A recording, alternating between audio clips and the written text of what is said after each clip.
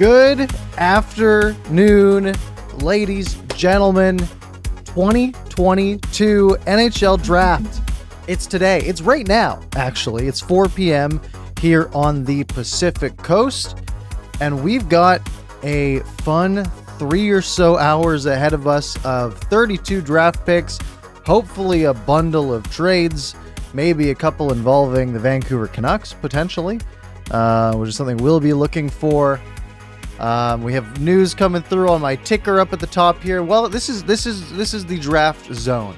So I welcome you all to my draft setup. It is very similar to what we had last year, as in I took what I had last year and then reworked it this morning to the point where on the let's take you on a little tour, all right?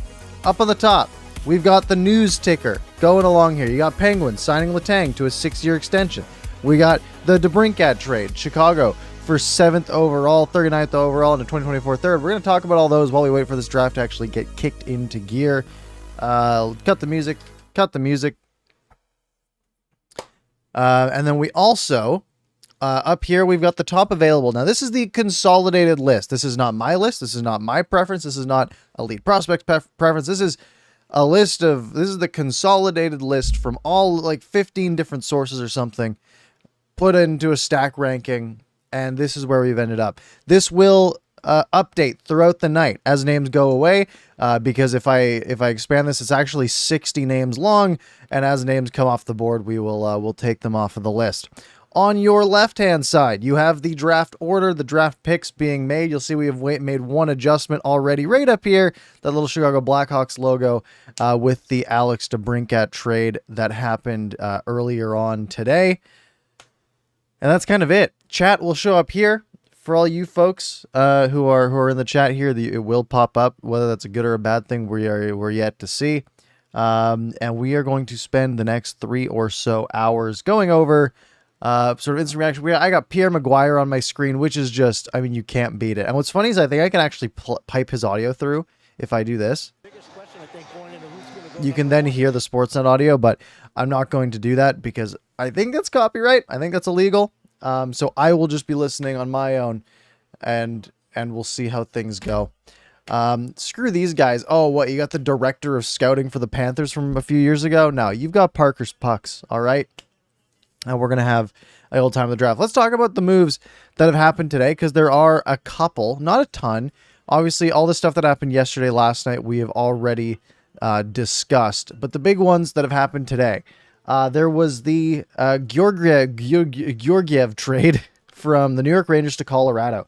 So that signals the end of Darcy Kemper in Colorado. Just won a Stanley Cup, the newest Stanley Cup winning goaltender, and he will be attacking free agency.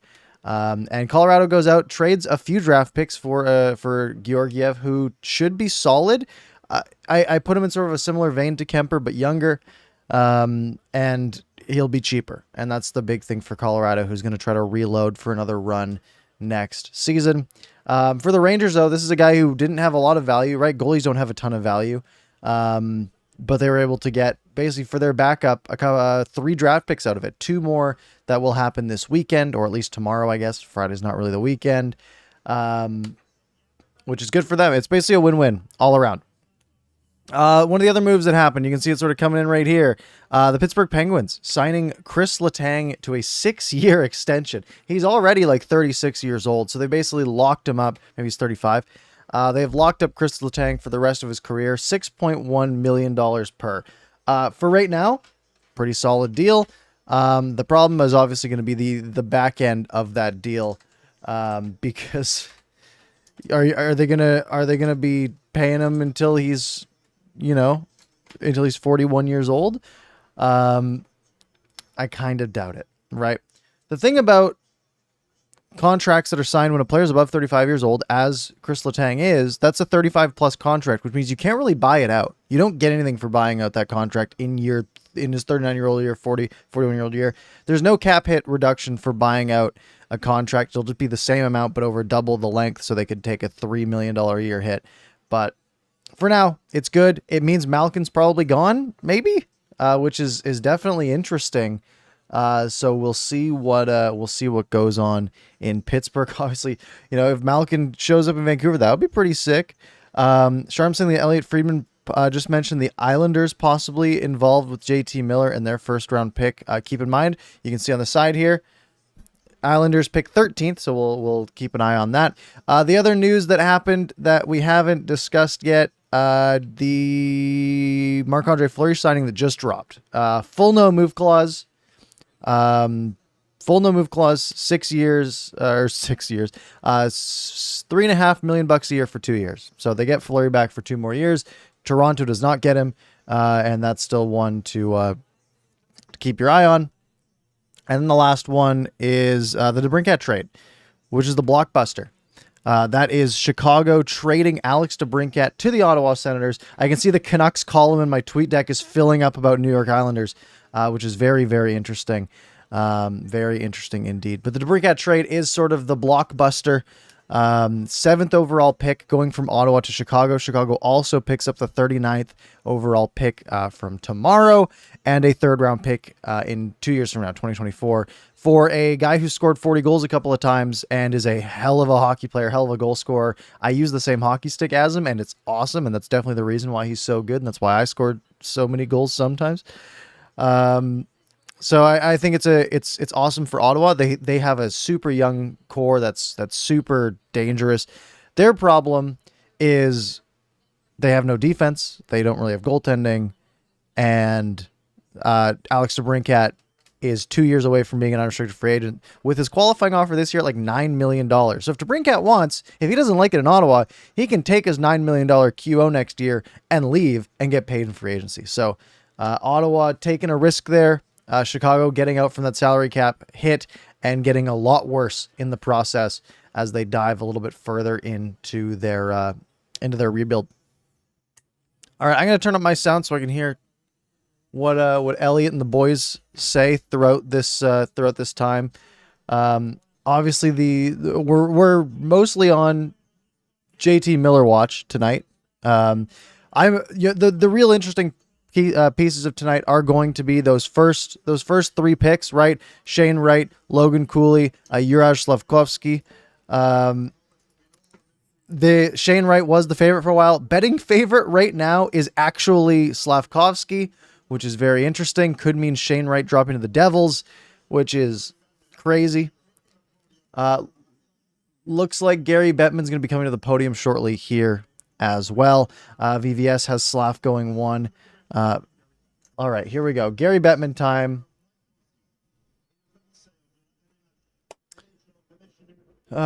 Just again waiting for Twitter update because it's all just Islanders. First round pick is in play, 13 overall. JT Miller could be a possibility, sort of the word, and that is all from Elliot Friedman basically. Oh boy, Gary Bettman speaking French. This is going to be a good time.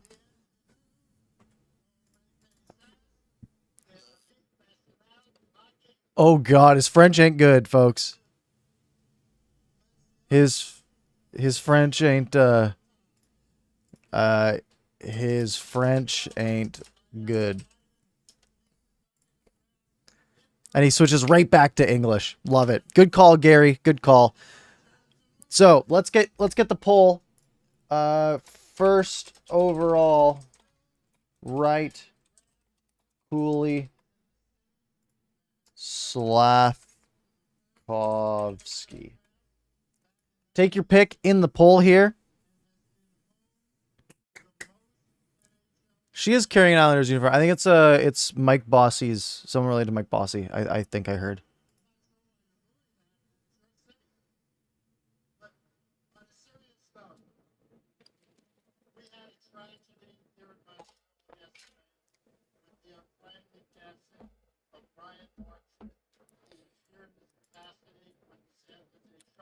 All right, it's coming through. No votes for Cooley yet in our poll. 56 of you in here. We had 8 votes so far.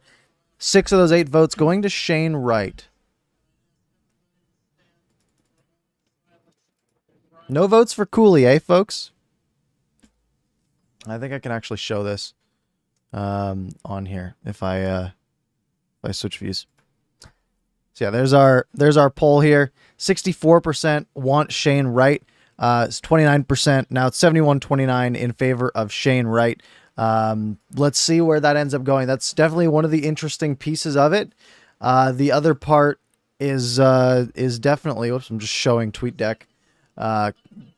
Twitter's risky. Can't be doing that. Let's change that to there. Chris asking for my thoughts on Ottawa-Chicago trade. I did just really talk about that. But basically it's a little risky for both sides because Chicago gives up a really good player and Ottawa's going to have a heck of a cap hit to deal with 2 years from now, if not next year.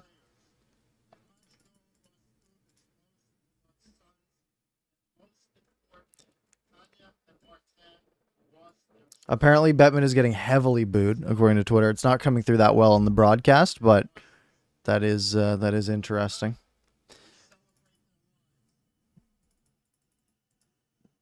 Looks like they're doing a Bossy tribute here. Not much for us to break down yet.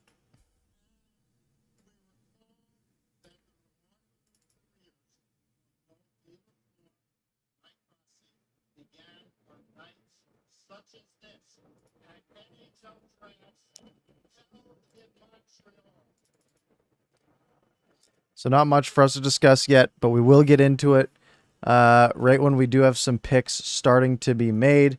We talked about all the news up at the top here. You can skip back a few minutes, so if you want, Chris, it is all there. Chris Letang basically locking in his career in Pittsburgh, being a unbuyoutable contract, which is a little scary. So we'll see. He might just retire, and then the last couple years don't matter, but.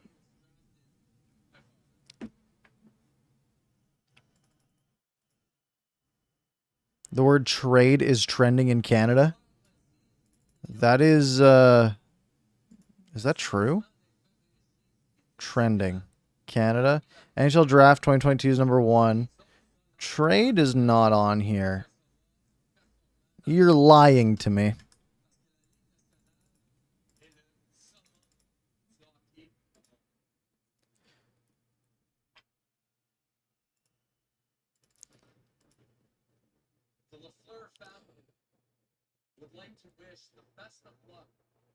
People talking about Noah Dobson a little bit on Twitter as well. James says trade Myers for a bag of pucks. Apparently the rumor was that the Canucks were asking for a second rounder for Tyler Myers. Could you imagine if they get into the second round with Tyler Myers? That would be wild.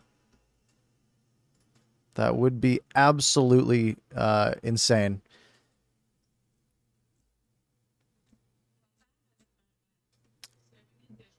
Trade Myers for Clay and Parker. We're already here. We're not going anywhere. Quaxy saying, who do you think the Canucks will get? The rumors have been sort of around, sort of hoping guys like Lekari Mackey fall, or Casper Falls is what Drance was saying. I'd be very happy with either of them. Oslin and Ogren were names rumored as well.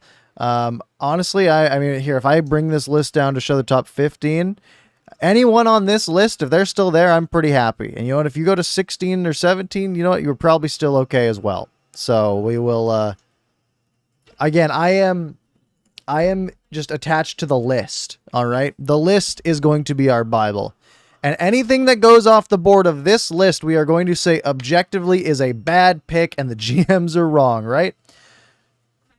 Their scouts are worse than all of the articles online. There will be people that drop, of course. Of course. All right. Yeah, there will be people dropping, right? There will be someone I would put money that someone in this top 10 list next to my head will be available at 15, right? It's just who it is. We also have the Senators looking desperately for a defenseman. The Sens apparently kicking tires on Mackenzie Weegar today, who's in contract talks with the Florida Panthers. We have Ottawa kicking tires on Jacob Chychrun as well, which would be a huge get, but a very, very expensive one, and they don't have a 7th overall pick anymore, so it's going to be a little tougher, you would think. Don Taylor asking a poll question on Twitter: should Gary Bettman still be booed during public appearances? Sorry. Yes. I'm gonna go vote yes. Absolutely. There's another round of boos for Gary.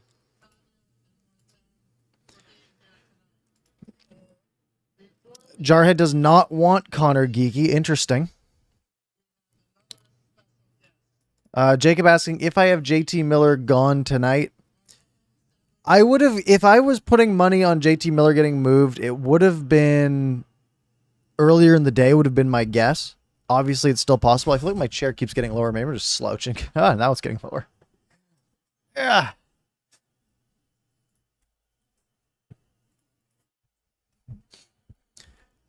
Lots of discussion around like Noah Dobson on Canucks Twitter, but like nothing substantiated, right? Just people like, oh, Elliott said the Islanders might be involved, so let's talk about all the Islanders players. Dobson's obviously a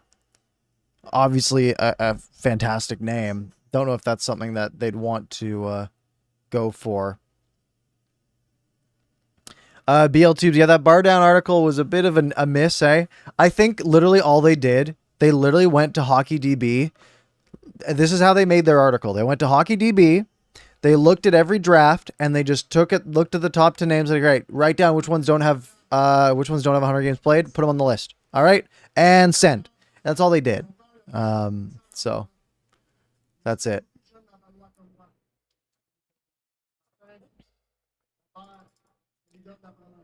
Sai saying, when does it start? It's all show. You know, it's in Montreal. They have Marty St. Louis up there. They're going to make a pick eventually. You know, I don't think they're officially on the clock yet. His French is much better than Gary Bettman's as he is French. That does help, or at least Quebecois.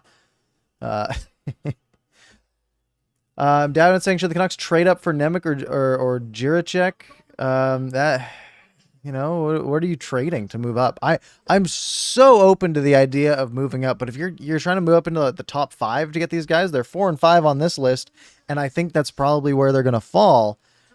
That's gonna be, I mean, you'd have to be looking at JT Miller for something like that, and probably a little more maybe.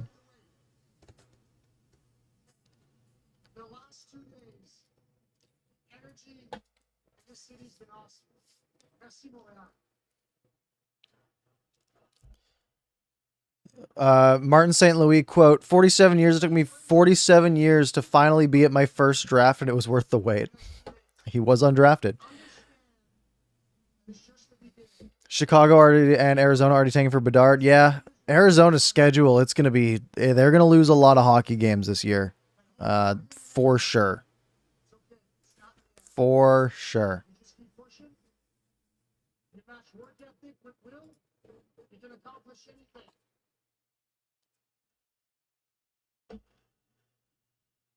Chris Gear, former, I think he was like COO of the Canucks, or at least high up, AGM, maybe just AGM. He's just AGM. But he says, quote, my Montreal upbringing and bilingualism is coming in handy as I watch this draft opening, but also made it that much more painful to hear Gary's French. True. Roasted.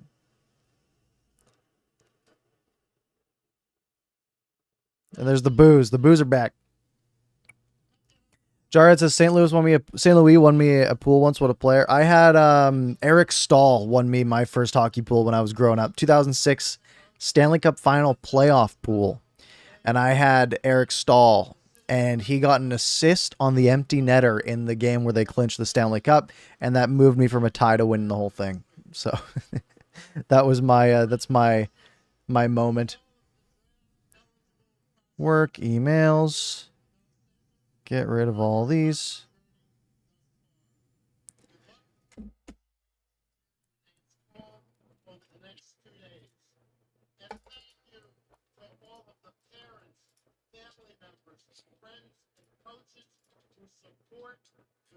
Nothing new here. I'm looking at all the insiders. I don't have an Elliot Friedman column, which is a big mistake. Let me get my Friedman column up.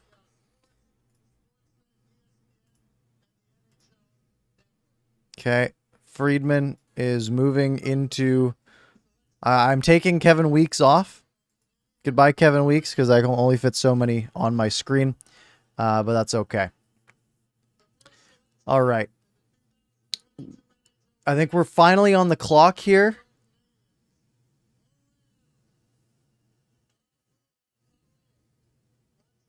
Did he just say you're on the clock in French? I can't handle this. I cannot handle his French. It's terrible. All right, Montreal's on the clock. Here we go. We are now Friedman posted. As we wait for the pick, not sure of all the particulars, but I believe something is up with Vancouver and the New York Islanders. This is a pulling this up. We'll go to our view here. This was literally seconds ago. I'll say it again as we wait for the first pick. Not sure of all the particulars, but believe something is up with Vancouver and the New York Islanders, folks. Here we go. It's game time. This is there's Twitter's popping off here. Looking at all the other insiders, nothing coming through. They're showing the Montreal Canadiens logo on a jersey and stuff. They are on the clock. First pick should be incoming. You'd think they know who they're going to pick at this point, right?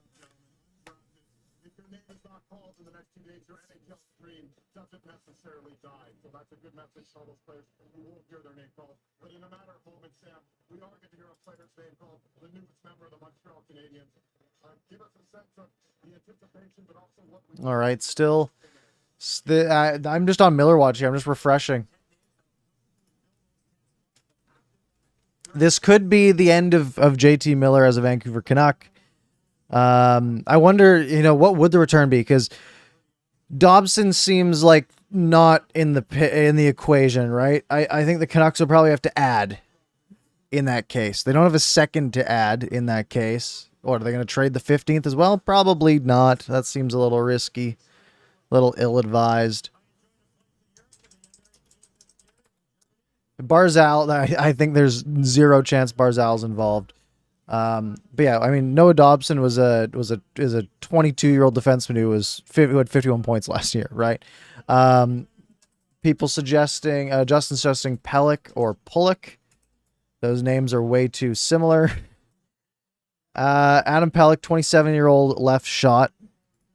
And I always get them mixed up because their names are pronounced the exact same. Also a 27-year-old defenseman who had about the same amount of points. They're the same player. They have the same name. They're all exactly the same. Just my eyes are moving back and forth. Could be, it literally might also not be JT Miller involved, right? This could be, who knows? Maybe it's a Connor Garland type of move, right? Or something else. Irfan Ghaffar, as of right now, saying Elliot Friedman ain't wrong on this one. Something is done, quote, done between the two teams. I'll open this up here in our monitor view. The word done is big. That's a big word to see. So we've got some sort of trade going on. The first overall pick, I know it. I will wait for it to be said on the screen because it has been spoiled by Bob McKenzie. And it's not Shane Wright. It is not Shane Wright. Where's my picks made? It is Uraj. I'm going to put it in lowercase. There you go. Uraj Slavkovsky. First overall to the... Wait. Something else? Did something else drop? No, nothing else dropped yet. Uraj Slavkovsky will be the first pick for the Montreal Canadiens. Shane Wright on the board for New Jersey at 2.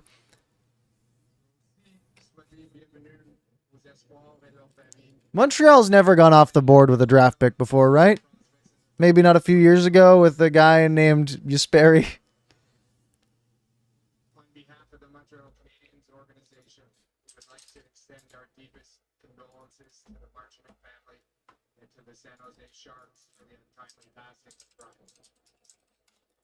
I'm going to try to open what I'm looking for.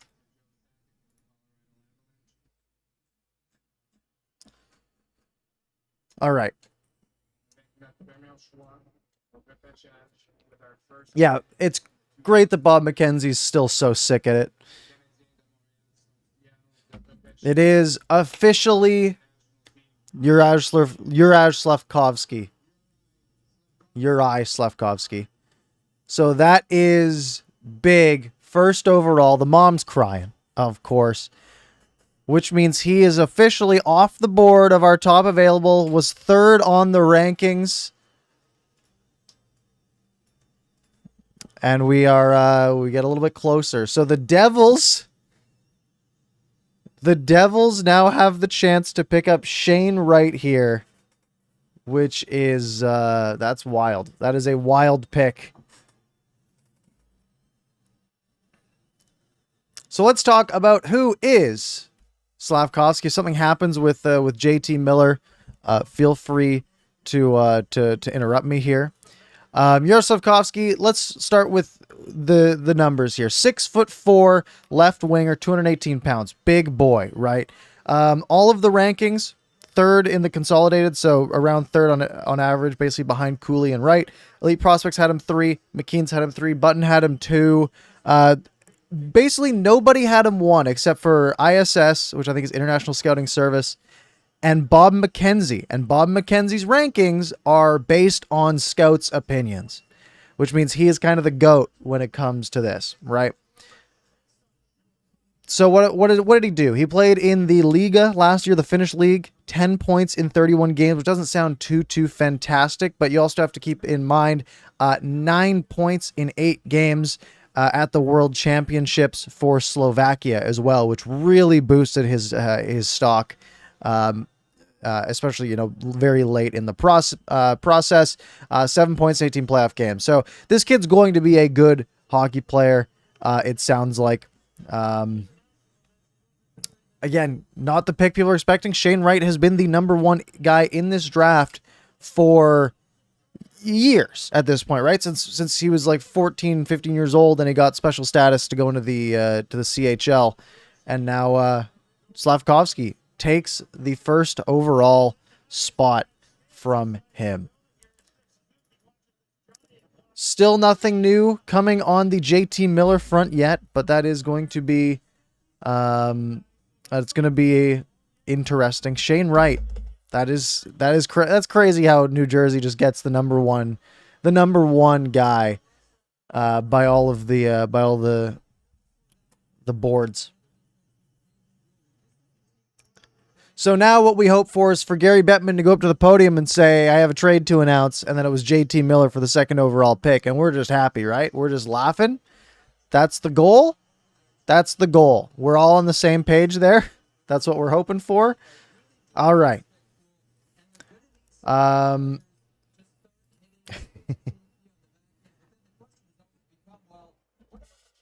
Looking at everything coming through. Darren Dreger saying such a tough call. Slafkovsky is such a physical specimen. People always love the big body, Love the big body.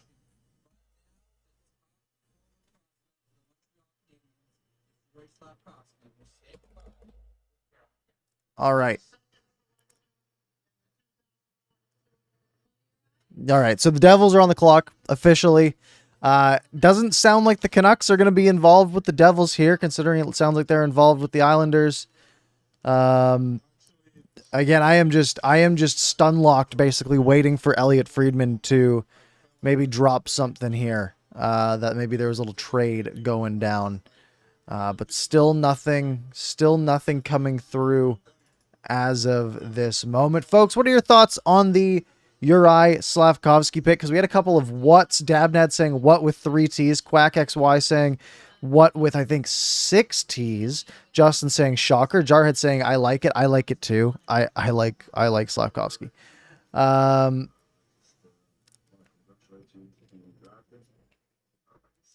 Fangirl saying I wonder if a deal is pending. I think it is. Like that's what Irf said. Irf says a deal is done, which is big.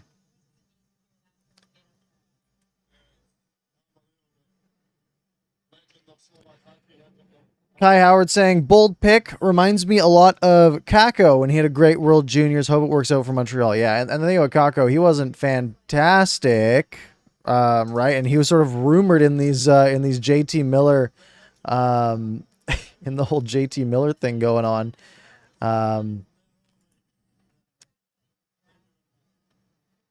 5 T's. Well, you had a Y in there that I thought you meant to put a T in. Dadnet saying high chance already done. Yeah, that's what Irf said, and I will trust Irf with my life.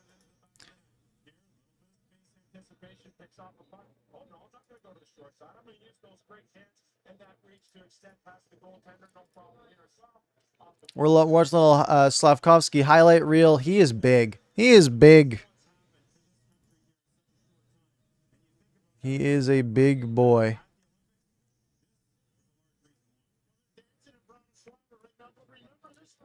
Why? Of course, now Pierre starts talking. Oh boy. Let's see here. Trevor saying Canadians must be hoping that Suzuki becomes an everyday #1 center. Absolutely, that's very important for the Habs. Which I think he's got a chance. Maybe not to be a bona fide #1, but you know he's good enough to be like a #1 center, which I think is fine. The Habs had 6 first overall picks in their history. Guy Lafleur was one. Never heard of that guy. For the sake of this, I do hope.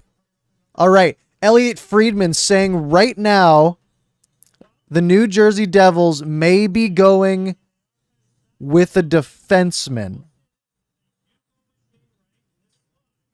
which would be Jiricek or Nemec. Oh boy, we might. Shane Wright might drop to 3. And maybe 4? Maybe he gets all the way down to Seattle at 4. Probably I would think the Yotes have to jump on him if he drops to 3.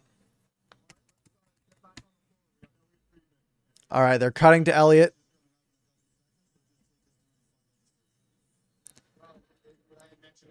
That is crazy if Shane Wright drops. What if he drops to 15, guys? Shane Wright doesn't deserve Arizona. Yeah. That would suck.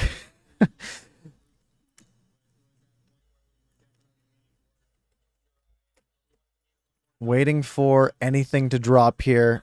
So, do you think second overall pick, do they go off the board? Do they go Devils?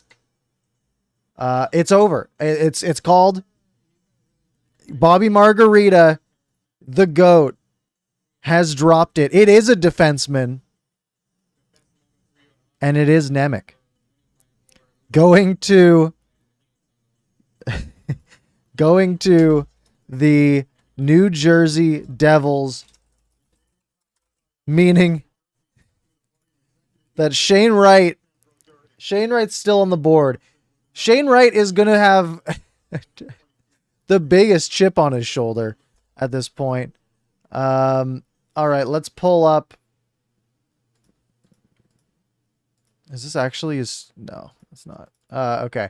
I'm going to pull up Bobby Margarita's Twitter as its own column for me here, because he's buzzing with these picks. J-Pat, you're cut. You're off to the back of the list there. Here we go. New Jersey up at the podium.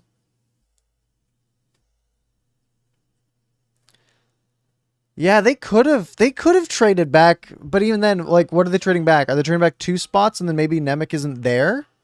Right? Are they trading back 1, in which case there's no point because Arizona just wouldn't know that their guy's going to fall?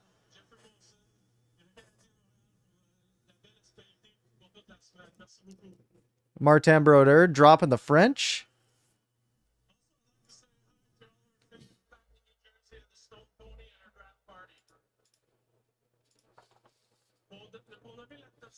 Alex saying Miller for Dobson at first. The first would have to go the other way, my friend. Miller does not get it done for Noah Dobson. I do not believe. Noah Dobson is very good. Yeah, it is officially Nemec.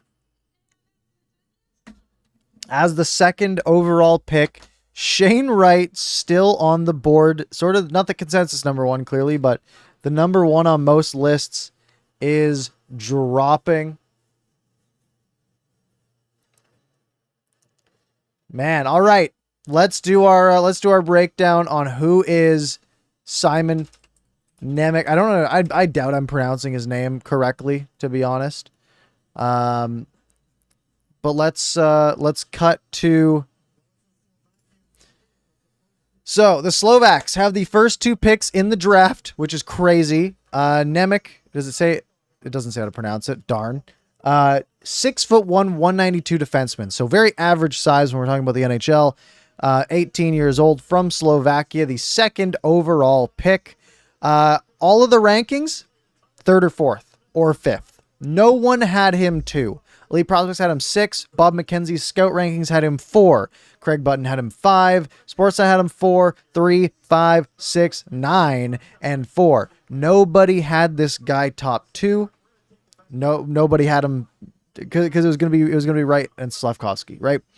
But Shane Wright dropping right into the lap of the Arizona Coyotes, which is crazy. So Nemec consistently puts himself in the right positions to create. He sprints up the ice in all situations, activates from the point, moves upon pass receptions, and tries the odd complex give and go activation play, which as a defenseman, those work so well in beer league. Little give and go as a defenseman, they never expect it.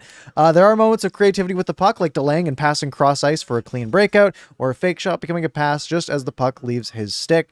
Pinged at the right times, has the reactionary skill to evade pressure and maintain the zone. His numbers in Slovakia for HK Nitra. He put up 26 points in 35 games, just the 1 goal, but 25 assists, which is solid. But in the playoffs, nearly a point per game, coming alive, 5 goals, 12 assists for 17 points. In the Slovak League, which is a men's league, right? As an 18-year-old, any men's league is going to be tough at that age. Very good numbers. In the World Championships, 6 points in 8 games for Slovakia. Again, as a defenseman, very, very good. This guy's going to be good. This guy's going to be good. All right, let's cut back to our draft coverage here.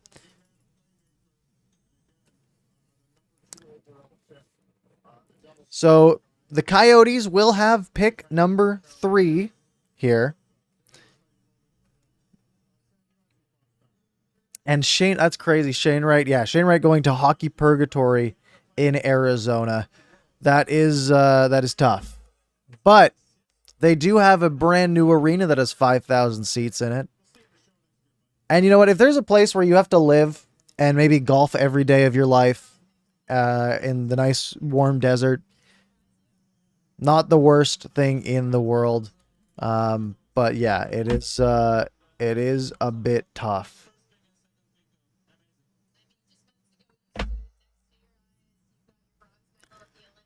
All right, folks, who do you think? So if I think we're all going to think that Shane Wright goes 3 to Arizona, they could use as a top centerman, right? Who is their number 1 center at this point?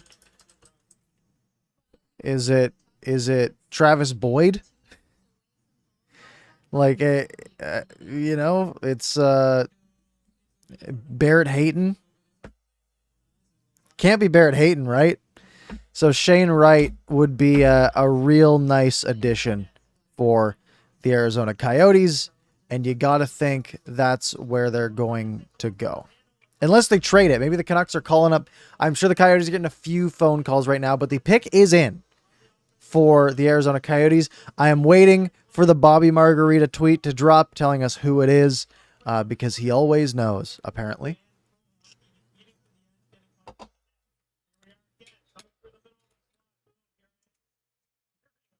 VVS saying, maybe since Wright is dropping, a lot of other players will drop.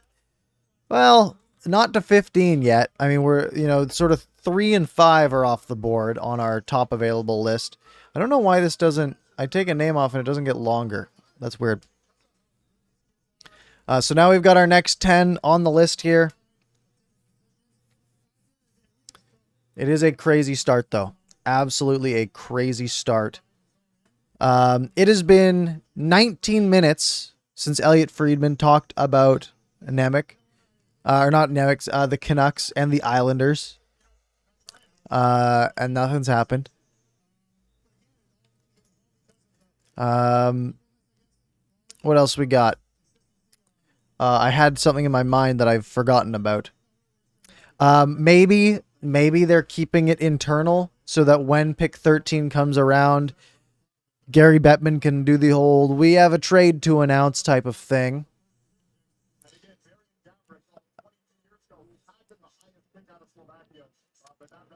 Waiting for the next pick to drop. I don't know if Mike Stevens is messing around here saying it's going to be Cooley, but I doubt it.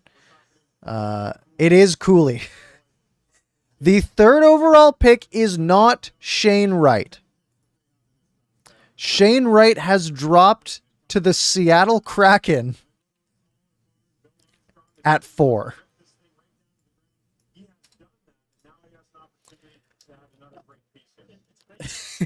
I don't even know what to say. Logan Cooley will go 3rd overall per Bobby Margarita, who is never wrong. And Shane Wright will drop to 4th.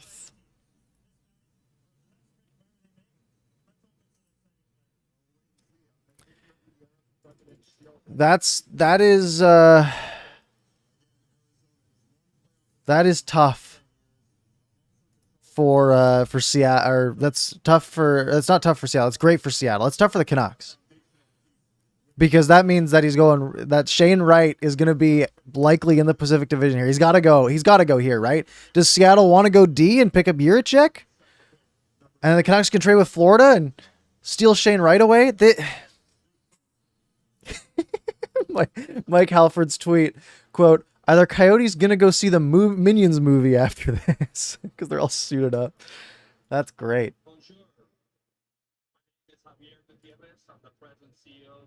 This guy introducing himself.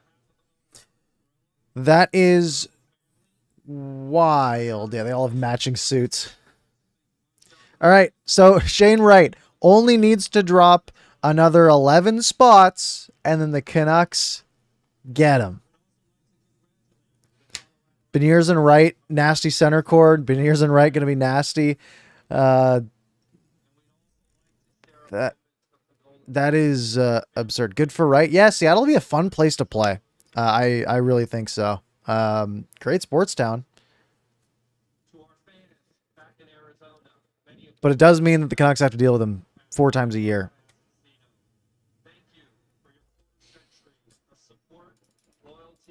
It is chaos.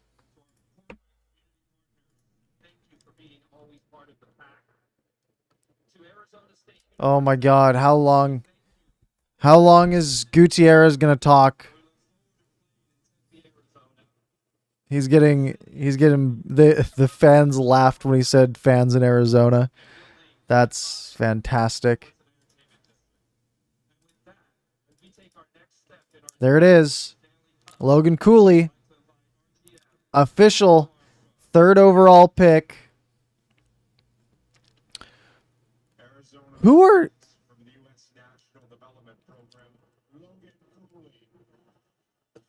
the arena's shocked. Yeah, the fans are sleeping. That took a while. Logan Cooley, the 3rd overall pick. Shane Wright dropping all the way down to 4. Well, let's pull up the old Logan Cooley Google machine and let's talk about who the heck Logan Cooley is. All right, we'll switch to the view. Logan Cooley, 5'10", 181-pound center. So if you're thinking build-wise, think of me basically, but a couple pounds heavier. Shoots left. Officially the 3rd overall pick. Consolidated ranking had him at number 2 behind Shane Wright. Elite Prospects had him at 4. Bob McKenzie had him at 3, right where he landed. McKean's at 2. Craig Button at 4. Every single ranking had him in the top 3 except for Craig Button and Elite Prospects who had him at 4. It's a tough pick to miss on. Let's look at the stats here. He played in the U.S. National Development Team program, 75 points in 51 games for them. I imagine he led this team in points. No, Isaac Howard did. Is he draft eligible next year, or is he... Oh, he's eligible this year. Why didn't he get picked? Oh, he played more games, I guess. Where's he ranked? Who is this guy? Okay, late first. So yeah, second on his team, but most points per game, if I'm doing this very quick math correctly. Where's the spiel on him? The way he seamlessly blends pass receptions at speed into his first move without breaking stride is almost unfair. Whether it's catching a difficult pass on the backhand, forehand, or inside a crossover, Cooley's making it happen. It's like watching a wide receiver with an unlimited catch radius. Yeah, he's going to be a very good player, just as everyone is up here. But Shane Wright still on the board. We have still had... Yeah, so the news for anyone late to the party here, Elliot Friedman 25 minutes ago said, believe something's up with Vancouver and the Islanders, and then Irfan Ghaffar said, yep, there's a trade. A trade is done, but we don't know what it is. We don't know who's involved. It might be the JT Miller trade. It might not be. Could be just the 15th overall pick or something else going on. Who the heck knows at this point?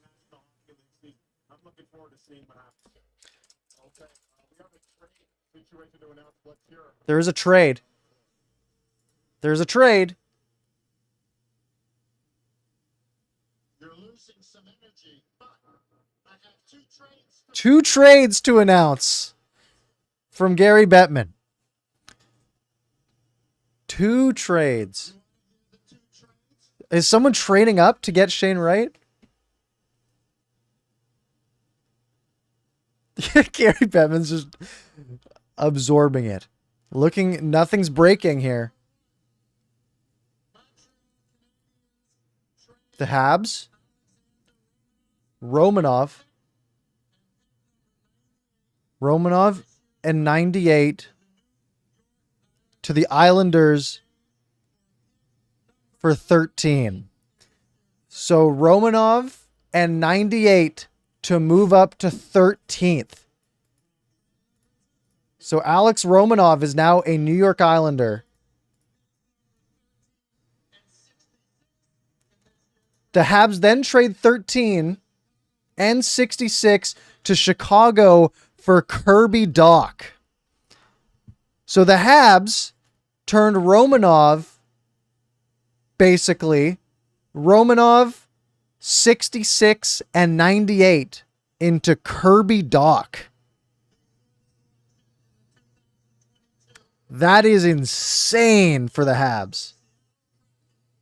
That's sick. Montreal picking up Kirby Dach for 13, or for Romanov and basically 2 mid-round picks. That is sick. All right. All right. Can I copy this somewhere? Because I don't want to type this all in. I found a place to copy it from. Let's put it onto the ticker.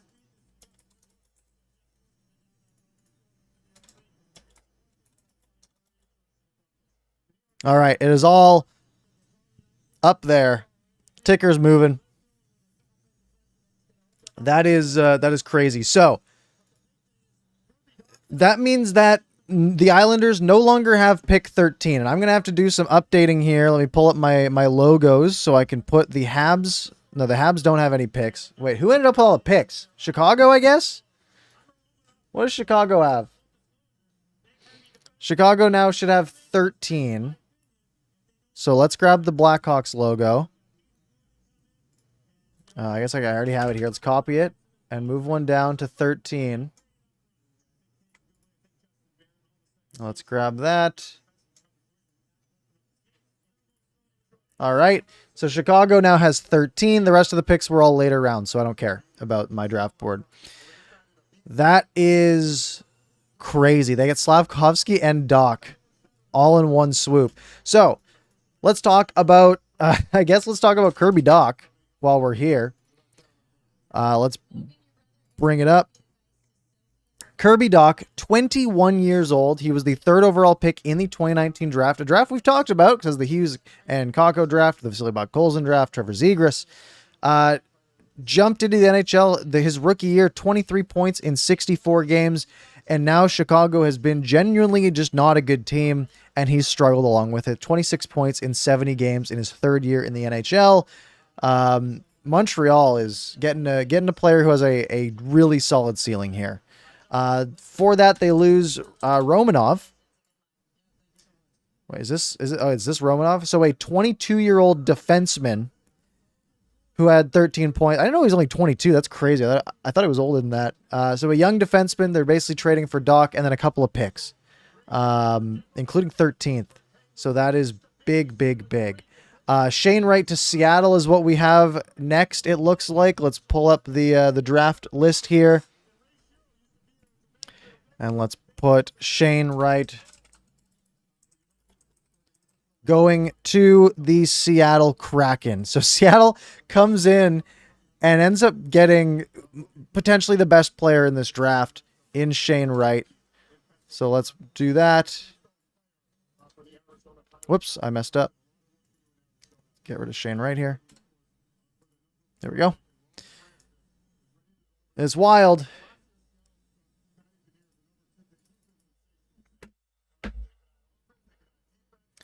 So, what does this mean for the Canucks at this point, right? I mean, JT Miller's still a Canuck at this point. There is, in theory, a pending trade between the Vancouver Canucks and the New York Islanders that we know nothing about, and the New York Islanders have just traded their 13th overall pick. They don't have a pick there anymore. So it's Shane Wright to the Seattle Kraken alongside Matty Beniers. That is huge for Seattle. Not great for the Canucks. Goes right to a divisional rival, which is tough. It's tough.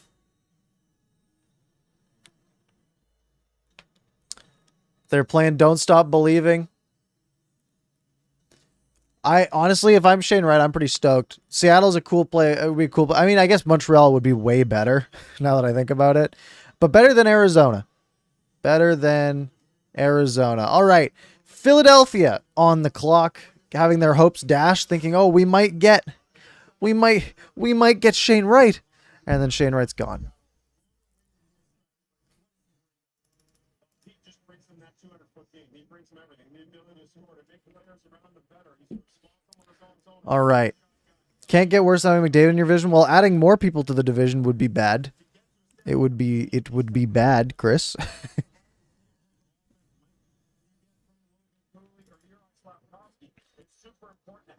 Shane Wright should have been top 2. That's what all the rankings had him.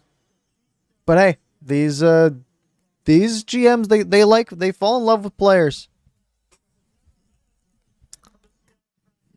So we've got the next 10 names on our list here. You got to think Jiricek. I don't know the Flyers roster very well, but I don't know if they have do they have a defensive need? Again, I hate drafting for need.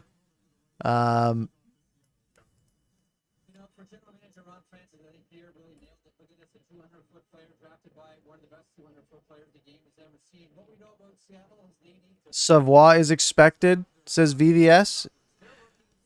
Really? So Jiricek could drop to Colombo. Pierre LeBrun told that the Habs have kept tabs with Chicago on Kirby Dach for a while, but got serious today and spent most of the day making that deal. So that's what they were pushing for. The Habs were pushing for. The next 10 years of Seattle Kraken hockey, you're going to see Matty Beniers, and when he joins the NHL, and that is a question too, you're going to have Matty Beniers and Shane Wright right up the middle. Prospect depth is something. Oh, the Kraken got to be stoked for this to have happened. That is huge for them. Columbus doesn't need right on defense. I hate drafting for need though. The Canucks needed defense. Who did they go get? They got Olli Juolevi. All right, how'd that go? Not great. Well, I have a Coachella Valley Firebirds hat, which Shane Wright will never play for most likely, but you know, there's your Seattle Kraken connection, I guess.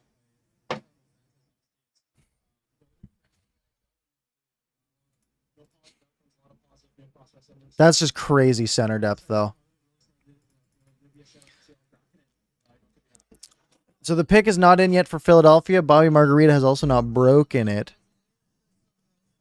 Chris saying maybe the Isles used our done deal to up the asking price to Chicago/Ottawa. I doubt it, because they said that Montreal, or the tweet I saw from, I think it was LeBrun, said that Montreal's been working basically all day on this trade.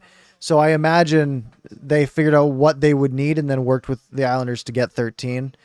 And they were able to eventually just get it done. I don't think they'd be turning their back on a deal that was sort of a handshake agreement to do something like that. That would be pretty silly.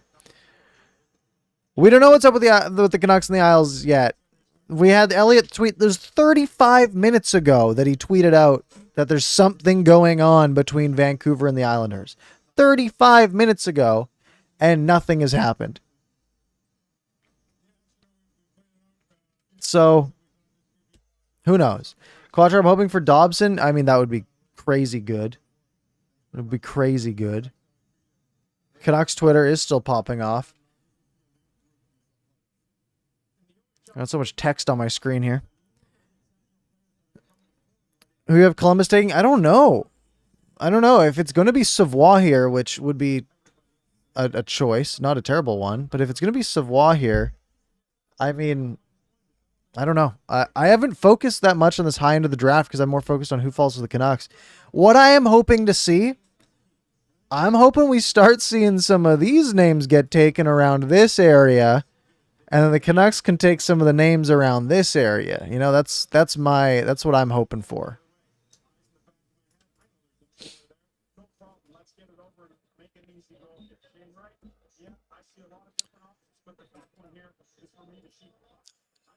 This next pick will not be Savoie.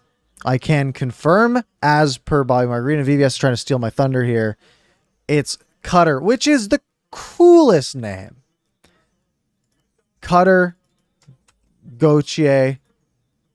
Bobby Margarita just is hitting. He is just hitting. He'll go to the Philadelphia Flyers. Bob McKenzie showing why he's the GOAT.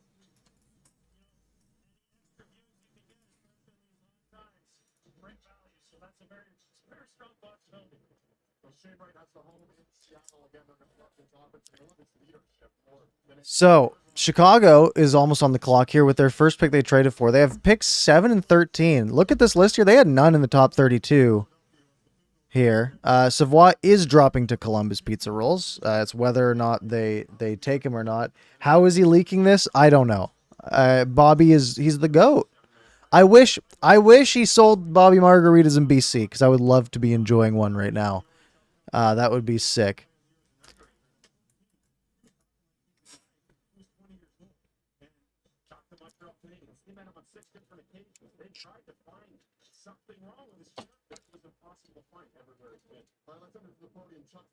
All right, Chuck Fletcher is officially making the Cutter Gauthier pick.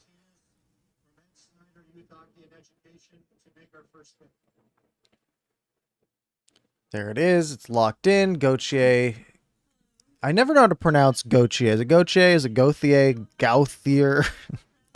Who knows?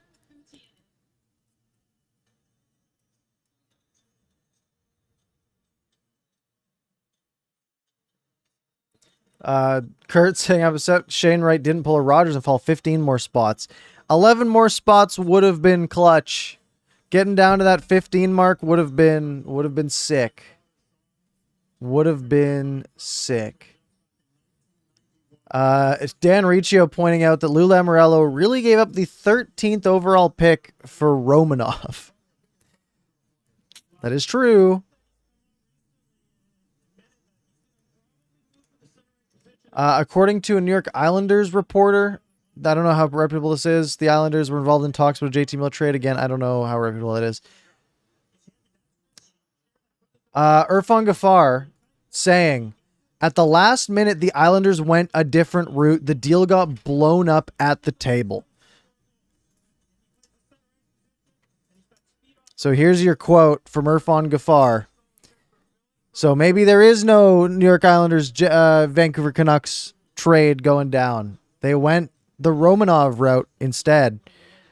of whatever else they were going to do with that 13th overall pick potentially. So the Canucks might be left holding the bag here. Very well possible. If you just take a step back and you're looking at it from a big picture, what do you think about when you think about the Philadelphia Flyers? Big, heavy, tough to play against, yet can still score. That is curious. All right. Pizza Roll's saying, while we all wait for the next pick, who's your top 3 all time? I don't know what you mean by top 3 what? Top 3 what? Brad Lambert to Vancouver? Very possible. I don't know if that's a way they wanted to go. It's not a name that's really been linked to the Canucks in any way, like Osland or Ogren or Lekkermaki or Lekkerimaki, whatever his name is, or Casper. The Columbus clock is broken. It still says 3 minutes. I think that's wrong. They're going to commercial here on Sportsnet. I wonder if TSN's doing the same thing or if I can just do a little swap. Wait, TSN 1... Does TSN not have draft coverage? Huh. It's just the Amazing Race. Why does TSN have the Amazing Race on during the draft? What? That doesn't make any sense. Gus saying Chicago could use one of their picks to a trade, I guess, potentially. But I think they're just trying to stock up prospects at this point in their process. They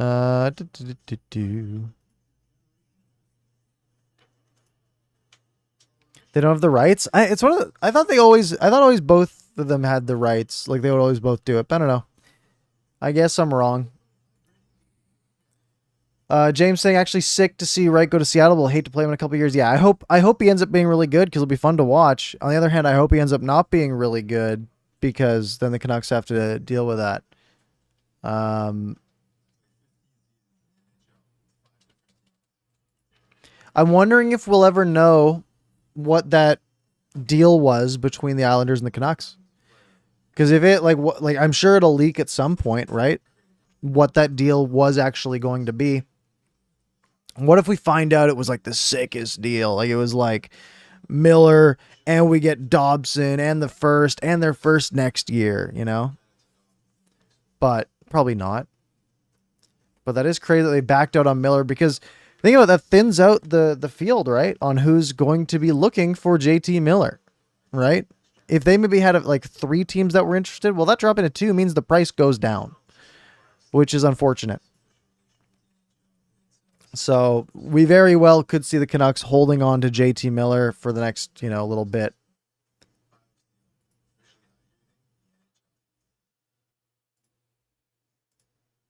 Welcome back inside here in Montreal. You are now a member of the Philadelphia Flyers. All right, they're interviewing Cutter. Does Chicago treat, if you're not watching already, maybe you should. Well, it's because they have 2 picks now and they had none before.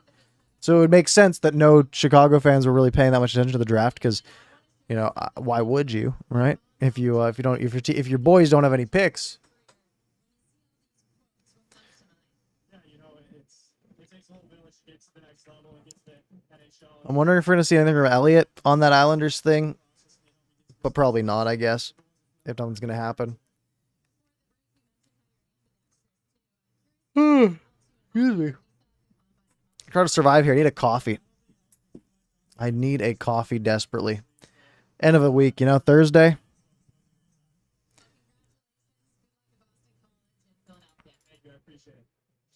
There have been no insider tweets in the last 7 minutes. Oh, no, I just scrolled down by accident. Nothing new. Nothing new happening. The pick is in for Columbus. I imagine Bobby Margarita will be dropping the name here in a few seconds.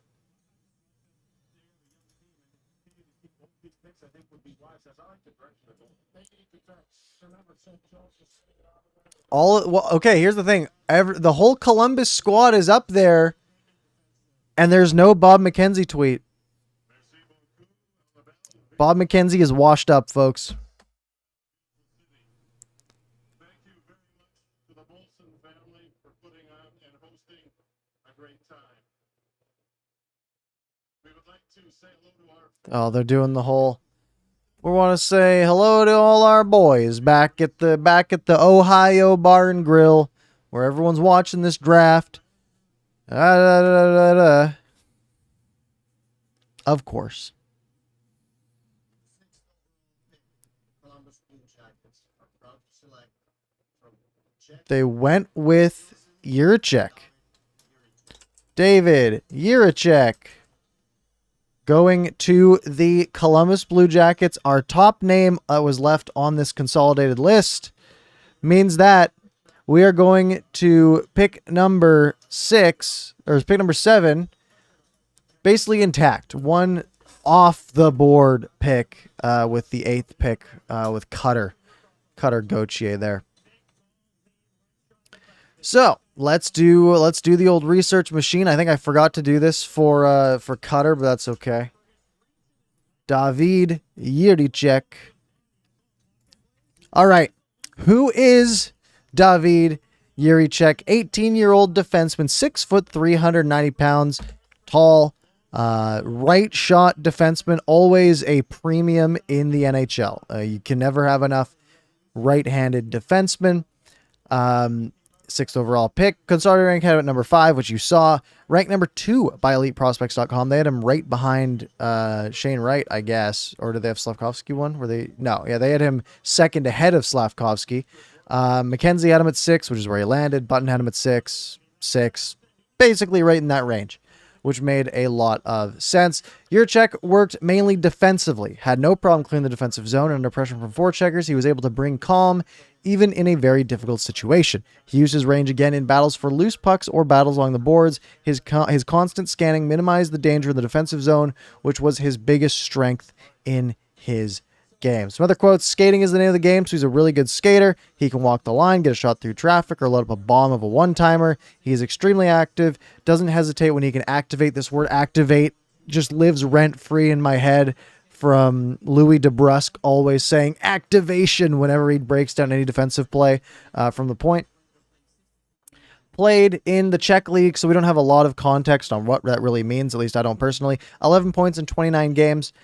Men's league, that's fine. He's a defenseman. If he's a defensively focused guy, he was a +0, right on the nose. 49 penalty minutes, averaging almost 2 PIMs per game, which is pretty big. He was a big guy, though. 6'3", 6'4", whatever we said he was.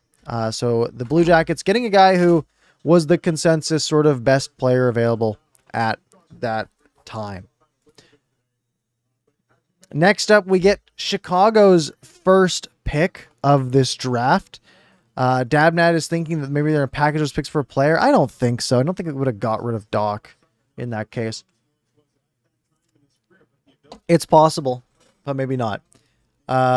Detroit is picking after this. And the Canucks are only, at this point, about 9 picks away, where we will have our first Vancouver Canucks pick. So, where's Chicago going to go? Because they need a bit of everything, right? Their prospect pool, not, it's getting built up. Their team hasn't been great, so I don't think they're trying to pick a guy who's going to come in and play right away, which would be sort of a, maybe a forward route. They also have the 13th pick. They didn't use the 2 picks to trade up or anything. We'll see what they do here, though. VVS saying that their defense could very well be insane with Boquist. Very true. That is very true. Putting Jiricek alongside. Gus saying that the trade was definitely Miller and Myers for Dobson and Nelson. I'm sure that's what it was. If that ends up being the case, I will be heartbroken that it didn't go through.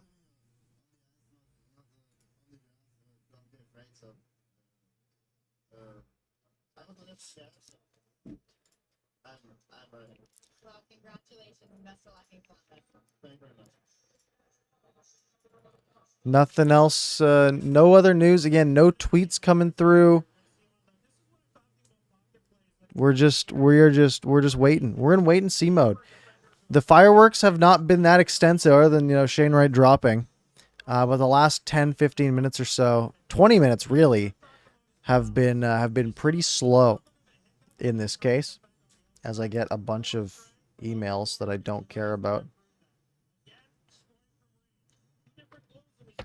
Volt saying, what happens to the Russian players? As long as they're not in Russia, they're fine. Otherwise, they should probably get out of Russia.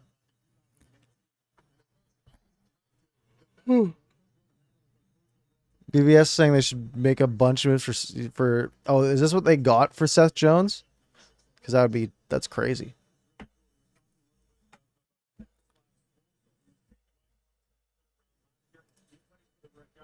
They're good buddies. And anytime you get a situation where you can walk into a room or a camp and feel comfortable, that's hugely beneficial to the player. No question about it. Because when they go to these They are playing Chelsea Dagger now, which is fun. That is fun to hear.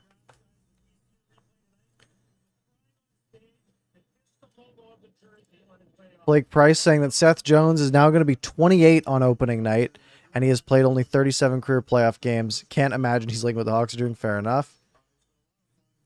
For many teams active so far, including Chicago, they didn't have any draft picks in the first round. In fact, they traded the sixth Doo-doo-doo-doo-doo. Oh, I hate that it's catchy. Oh my god, it's the worst. All right, we have the pick in Chicago about to make pick number 7 with the pick that they received from the Ottawa Senators as part of the Alex DeBrincat deal.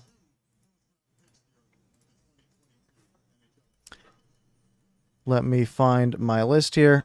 Picks made. There we go, right there.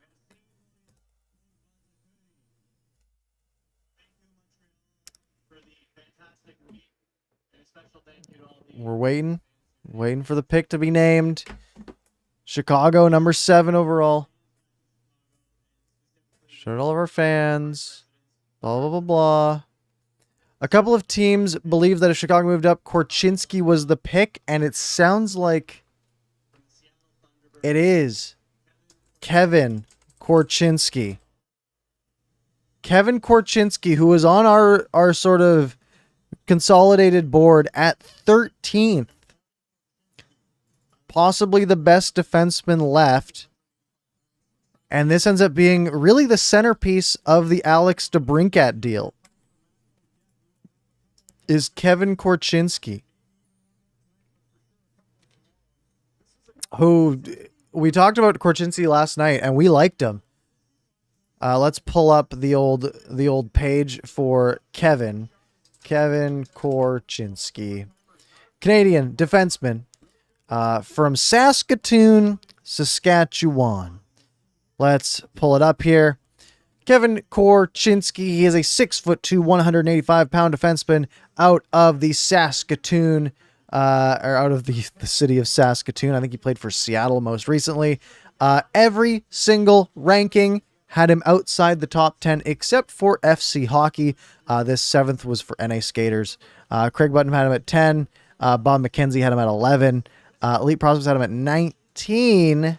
Jobber Prospects at 15, and so on and so forth. But 12th to 13th or so was the sort of the averaging. His spiel. Most prospects use the middle lane sparingly. Korchinski attacks it with every touch with unwavering confidence. Once he gets the first forechecker chasing, he skates directly at the next one. Sometimes he fakes them with handling skill and dekes around them. Other times he passes under their stick for a long-range breakout pass. If that is an option, he encourages the forechecker to reach, then cuts back away from them before moving play to the outside. Either way, the result's the same. He beats 2 players, meaning there's an open teammate up the ice. This is a guy who had 65 points in 67 games as a defenseman this year. He says he models his game after Cale Makar, which is a pretty good player to model your game after. In the playoffs, where Seattle basically went the whole way, 19 points in 65 games. He played on a really good Seattle Thunderbirds team. They were basically the best team in the WHL this last year. He was a plus 36 in 67 games. So he has been very, very, very good. And he's going to be a really solid defenseman for the Chicago Blackhawks. All right.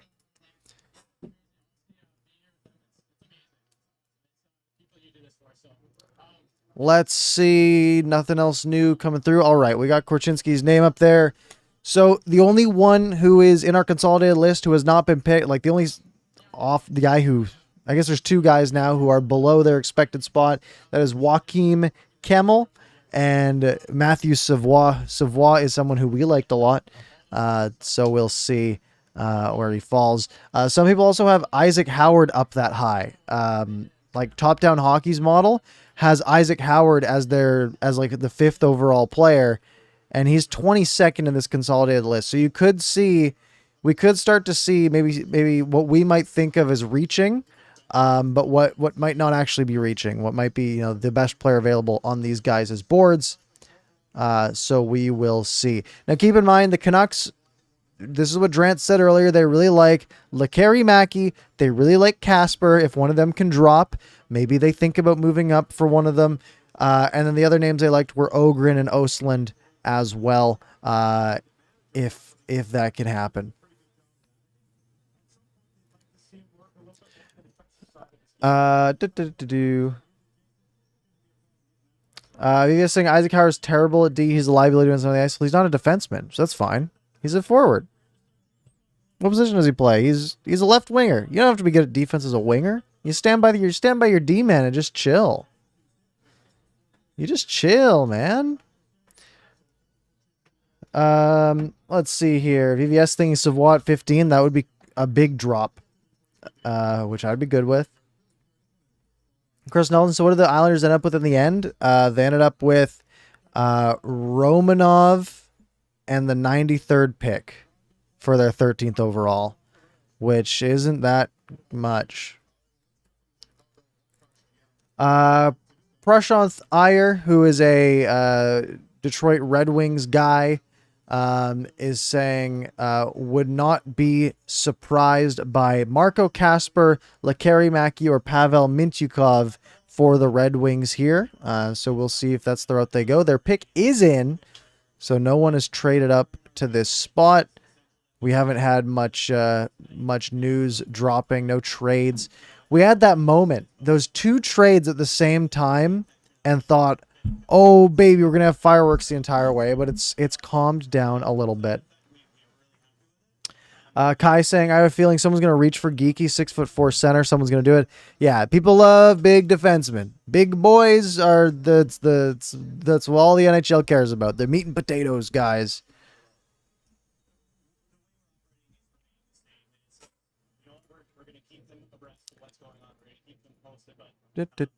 Let's see here. Nothing new. All right, we got the Red Wings up at the podium. Stevie Y. And they just walk up and make the pick. They are taking Marco Kasper, who was listed as the 15th. As 15th here on our rankings. A name that we thought maybe the Canucks would be interested in making if he dropped there. And he gets nowhere close, getting picked up at 8th. Marco Kasper going to the Detroit Red Wings. That's big. So, let's pull up the Marco Kasper page and talk about who this guy is. He is Austrian? Austrian. He is an Austrian, and again, Sharmsing is going to be a beast knowing he's in the Red Wings system, absolutely, and the Red Wings know how to make some good draft picks, as we have seen. So, Marco Kasper playing for Rogla, who just has an Oilers logo with an umlaut on the O. 6'2", 187 pounds centerman, so good size, 8th overall pick. All of the rankings had him lower than that. Elite Prospects had him at 12. Bob McKenzie's Scouts ranking had him at 10. McKean's had him all the way down at 24. Dauber Prospects had him at 18. Sportsnet is the one that had it right, having him ranked 8th. Did Sportsnet get anything else right, though? No. Yes. No. And actually, no, Cooley was for, I don't know.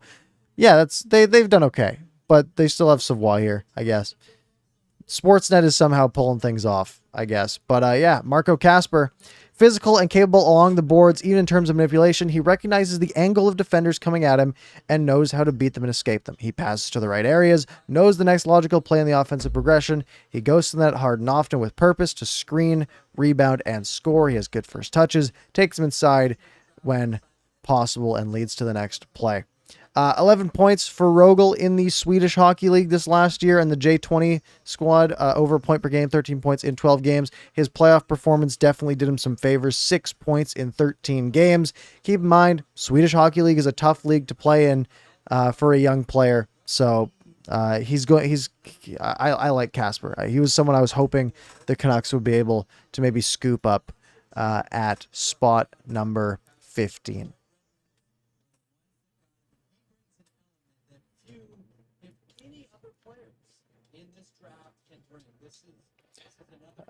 Trevor's hoping that the Canucks trade for Savoie. JC Van Dansing just do something Alvin. Fangirl's hoping for Lekari Maki or Ogren. I doubt Lekari Maki falls. Now that I'm looking at it, there's a lot of forwards. There's not a lot of defensemen, right? We could see someone going for like Matty Chuck and Minchikov pretty soon if they're looking for defensemen. Lieb obviously hoping for not that because he wants Minchikov. So yeah. Trade Myers and Pullman, please. I agree, Alex. Jason Van Dam saying the Canucks have an awful prospect pool thanks to Benning and Alvin must do something. Well, sometimes they got the 15th pick. Sometimes that something might be doing nothing and just making your pick, taking the best player available, moving on, see ya. You know, that could be fine as well.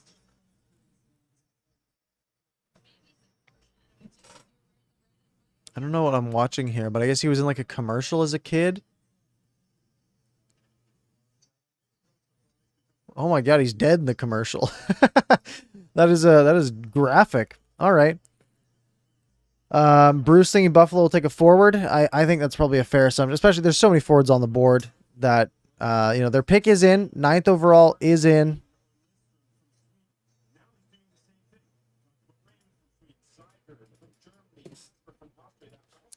I am ready to add another pick to the list. Waiting to see Buffalo move up to the podium. Nothing yet.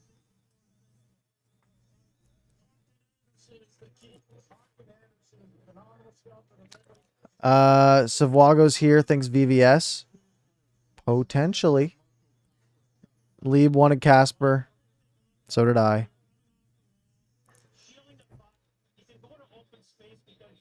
They're saying that Casper plays deal turnover per game, can score off the rush, blah, blah, blah, blah, blah, whatever. He's going to be in Detroit.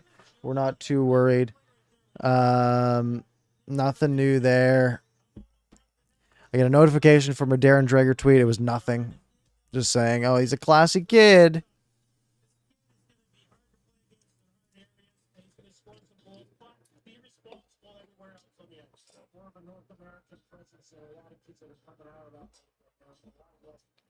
I can take Casper off the board. I guess I can. He was just so far down that I forgot I hadn't taken him off the board. Thank you. All right. And that means we can add another line. Bringing in Ivan Miroshnichenko. In KFC We Trust, ask what I'm drinking. No free ads, but I will say, actually, I don't want to tell you guys because the stuff sells out so fast and then I can't buy any. But it is President's Choice sparkling water. It is root beer flavored. It's pretty good. Very refreshing. I've got 3 cases. Actually, now only 2 because I drank a whole case in like 3 days.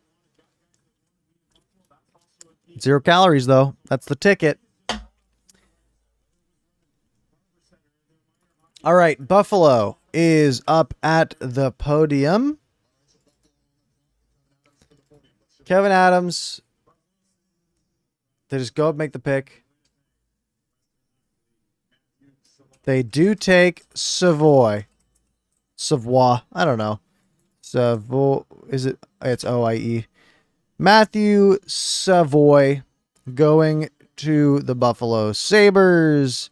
Meaning Joakim Kemmel dropping down maybe to 10th here. Lekari Maki's still on the board for the Canucks. Maybe 6. There's 5 picks between the Vancouver Canucks and their first pick.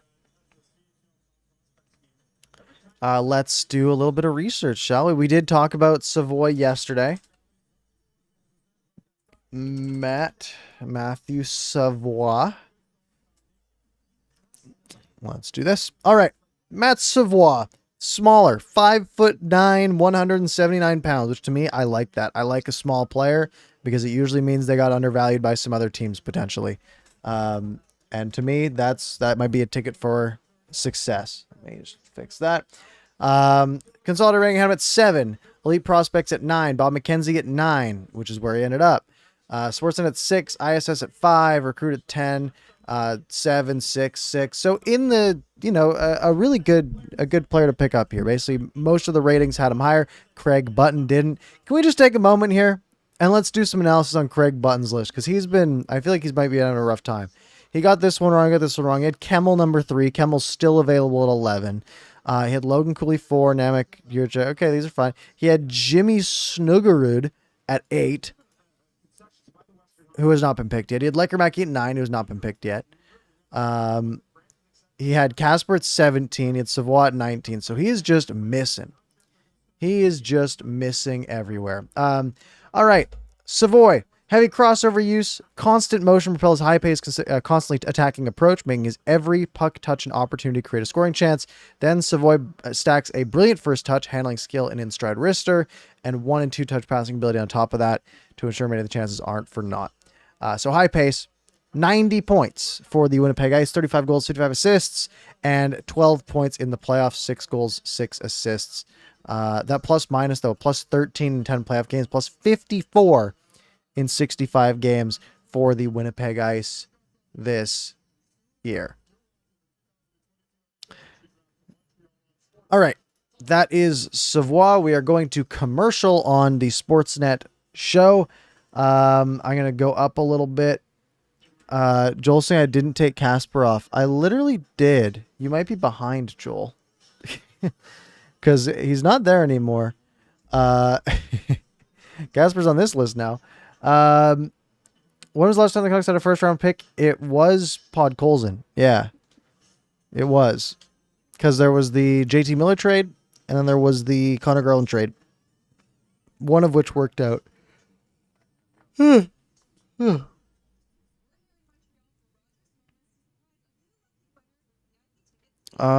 almost need a new can of this root beer water, so I will have to run in a second here to go grab one.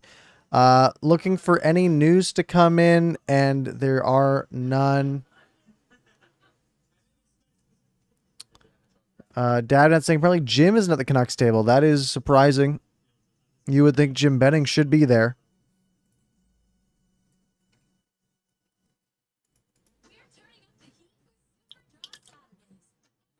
All right. My drink is empty. Next on the clock here, the Anaheim Ducks. Are you saying Jim Rutherford? I was saying Jim Benning. I was like, the only Jim is Jim Benning. He's not at the table. That's big. It could mean something. It could also mean nothing. They have phones there too, like I'm sure they're always talking to different teams. Chris Letang is at the Penguins table, if you guys care about that. Yeah, see, when you say Jim, I just think Jim Benning. That's not... Welcome back to the 2022 NHL Draft from Montreal. We're waiting a pick from Anaheim, but first we got to hear from the... Maybe the Canucks have a dildo with JT Miller. I don't know where you're seeing that, but I am not seeing that anywhere.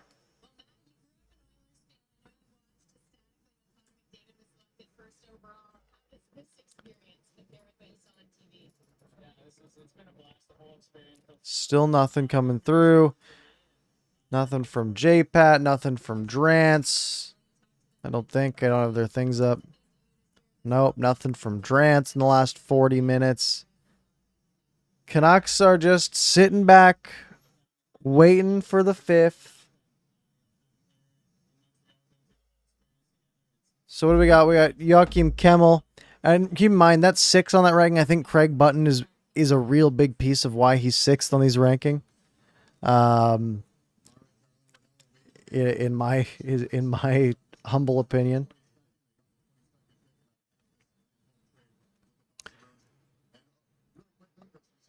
making a mistake. Flop on Anaheim. All right, Anaheim going up to make their pick. In KFC saying, do you like how this draft worked out for Seattle? Absolutely. Well, if I'm a Seattle fan, I am stoked. That's huge to pick up Shane Wright. Basically, the best player in the draft potentially at 4th to put alongside Matty Beniers. You kidding me? That's huge. The Anaheim Ducks would like to wish him, Marchment family, entire San Jose Sharks our warmest sympathy. With the 10 selection, the Anaheim Ducks select Mintyukov. They go for Mintyukov. Mintyukov is the 10th pick. And they drop 50 cents into club. Mintyukov. And we'll take him off this list. I do sneeze. Woo! All right. So what this means is more defensemen just falling off the board. So if you were interested in the Canucks picking up a defenseman, Owen Pickering and basically Denton Mattychuk, the only defenseman left in the top 23 of the rankings that we are using here. So slim Pickerings for the defenseman here. All right, let's talk about Pavel Mintyukov. He's a player we talked about last night during our preview show. Let's bring it up. Let's pull up the monitor. All right. Pavel Mintyukov, playing for the Saginaw Spirit of the Ontario Hockey League, defenseman, 6 foot, 192 pounds. His favorite NHL player is Quinn Hughes. Okay, I like this guy. His pregame meal is macaroni with chicken. Sounds good to me. All right. Ranked 7th by Elite Prospects. Everything basically had him around 10. Bob McKenzie at 12. Craig Button 11. 9, 17, 13. 26 by the Bostonians, but that's fine. They can do their own thing. The 1 and 2 touch feeders, weapons of choice. Mintyukov used them to strike with rapier-like precision through it. We talked about this yesterday. I don't know how to say this word. Through any cracks in the defensive formation. And looking at the stats, 62 points in 67 games for the Saginaw Spirit as a defenseman. Keep that in mind. Of course, minus 14.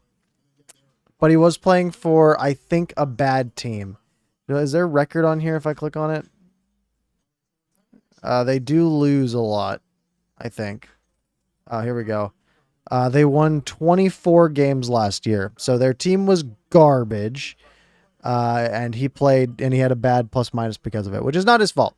62 points, though, in 67 games. Solid defensive piece. Offensive defenseman.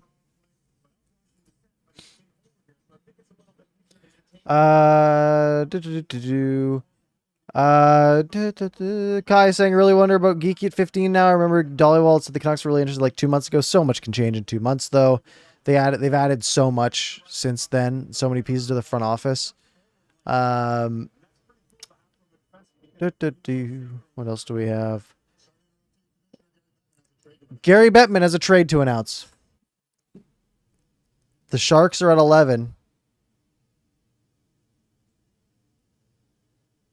Gary Bettman looks so spiteful.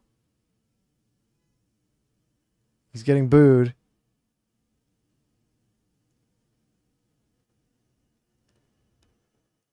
He's still waiting. Pick is being traded from Arizona to Arizona from San Jose, as per Elliot Friedman. The Arizona Coyotes trade pick number 11, the next pick in this draft, to the San Jose Sharks. The Sharks already had the 11th pick. 45 in the 2022 draft. So Arizona moving up to 11. No, San Jose already had the pick. Gary, you're wrong. San Jose already had the pick. Unless my... But I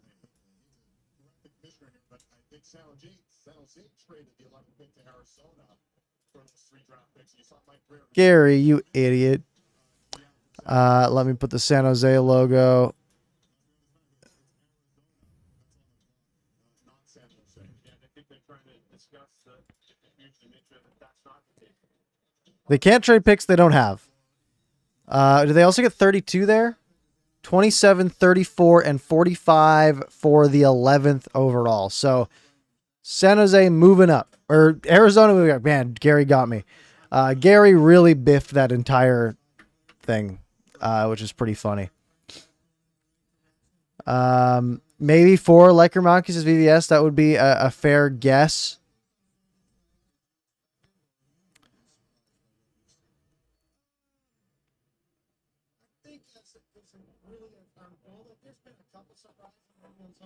Another player going to the death team. Yeah, Arizona's tough. They do get 3 whole minutes on the clock here, which is very annoying. Could be Kemmel as well. Could be Frank Nazar. Frank Nazar is looking, you know, is highly touted. Could be Brad Lambert.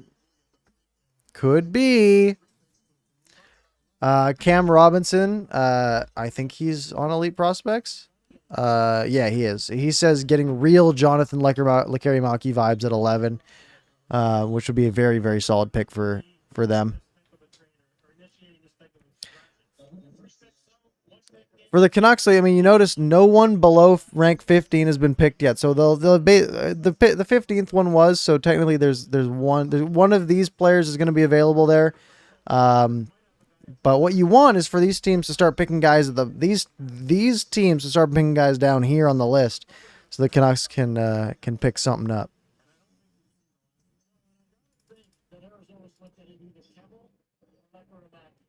So Pierre says it's going to be Kemmel or Lekkerimäki, which makes me hope he's wrong because I want Pierre to be wrong. There's a lot of salt in these comments about the Canucks not like moving up or anything, which I don't know. If you got a guy you like farther down, you don't have to pay to get him. You know, why would you? Chill out, folks. If their guy that they really like is still going to be available there, there's no need to move up 4 spots to 11 or 6 spots to 9. Yeah, do we want Miller to get traded? Probably. I did. But they still have a couple of weeks until, you know, they have a week until free agency. Things can still happen. I'm not going to hit the panic button yet, just because we've been hurt so many times before by a previous regime. Chonger, the trade was like 11 for 27, 34, and 45, I think.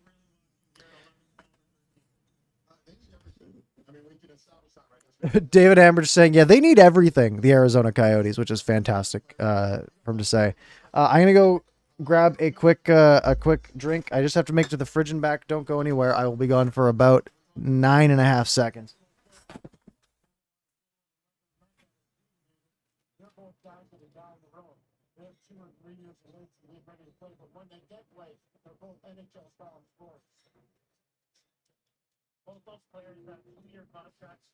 All right, the pick is in. The pick is in. We've got a fresh root beer sparkling water. It was like 15 seconds. I do need a hydration solution. I could just get a big water bottle and use that, but these are so much tastier. All right, the Arizona Coyotes probably going to thank their entire fan base again like they did last time. Annoyingly.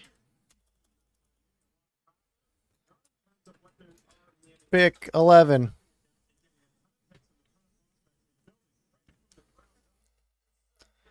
I'm going to guess it's going to be Lekkerimäki. That's my guess.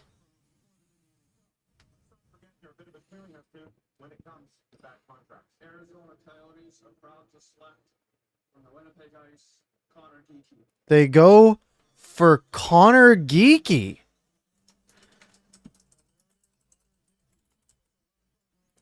'11th overall. I don't know why it's in all caps here. 11th overall to the Arizona Coyotes. So the Coyotes trade 3 picks, 27, 34 and 45 for Connor Geeky at 11. Do they not think he would have been there at like 16, 17? Maybe grab him then? It could be a great pick, Dabnad. You're right. But did they need to trade up that far, right? Like, did they need to get all the way up to 11? Maybe. Who knows? Let's take him off of our top available list. Connor Geeky, it was nice knowing you. You are cut from the top available list. Let's add another name to it here. Whoop. Ostland is now in our top available board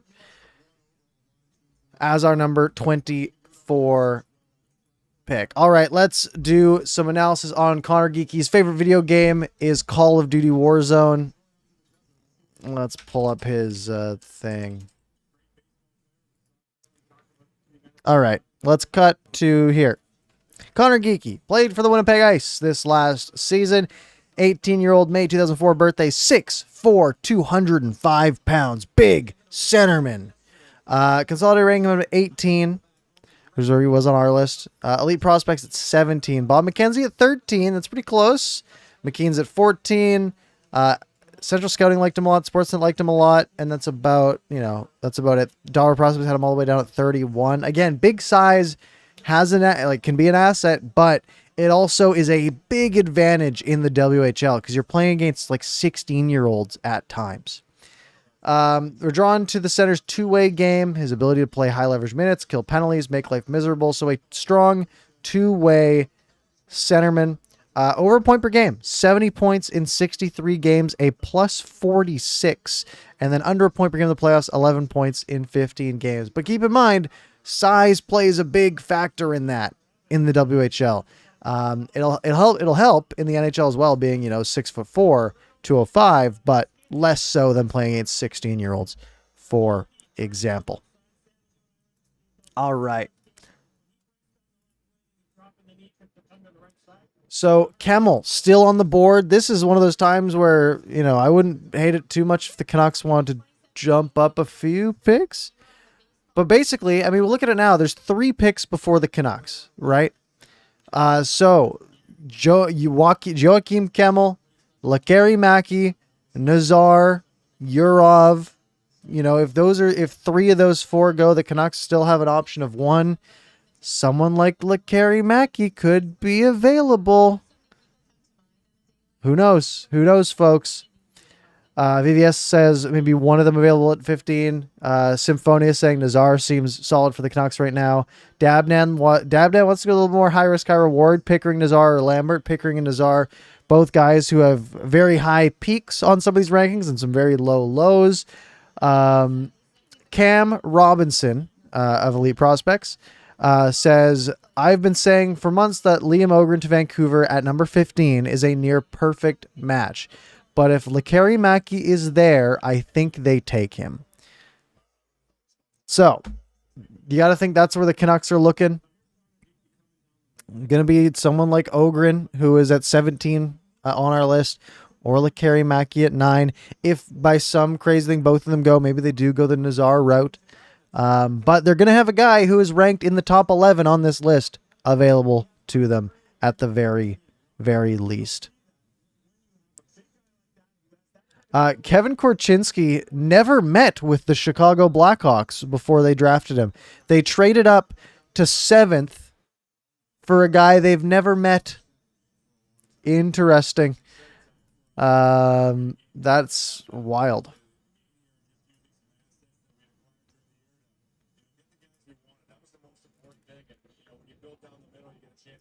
Nux for Life saying we need right wing slots available again. I don't care about position. Nazar can play center. Lambert can also play center. There's no shortage of right wingers there. But I don't think, these are guys who are going to play for the team. Probably not this year, but 2, maybe 3 years down the line, a year to 2 years down the line. Who knows what your needs are at that point. Columbus has the pick, and they are walking up to the podium. We got picks flying in now. Here we go. The 12th overall pick, the Columbus Blue Jackets Kyle Davison said Korchinski was their guy. Well, why didn't they talk to him? Why didn't they interview him? God, they do all have the exact same blue suit on. All right. With the 12th pick, Columbus Blue Jackets are proud to select from Western Hockey League, Mutual Warriors, Denton Madecha. They go for the defenseman, Denton Mateychuk. Denton Mateychuk going to the Columbus Blue Jackets, which means Lekari Mackey is still on the board. Lekari Mackey, a name we didn't even cover yesterday because we thought, oh, there's no way he makes it down to 15. So Columbus gets Yurichek and Mateychuk in one fell swoop with their 2 picks in the first round of this draft, just solidifying their defense. That's great for them. Let's look at Denton Mateychuk. Denton Mateychuk. All right. Flying V. Awesome, right? This is what we noticed the first thing yesterday. Played for Moose Jaw, defenseman, 5'11", 194, so pretty average build, maybe an inch or two on the smaller side. The rankings, Elite Prospects had him at 8.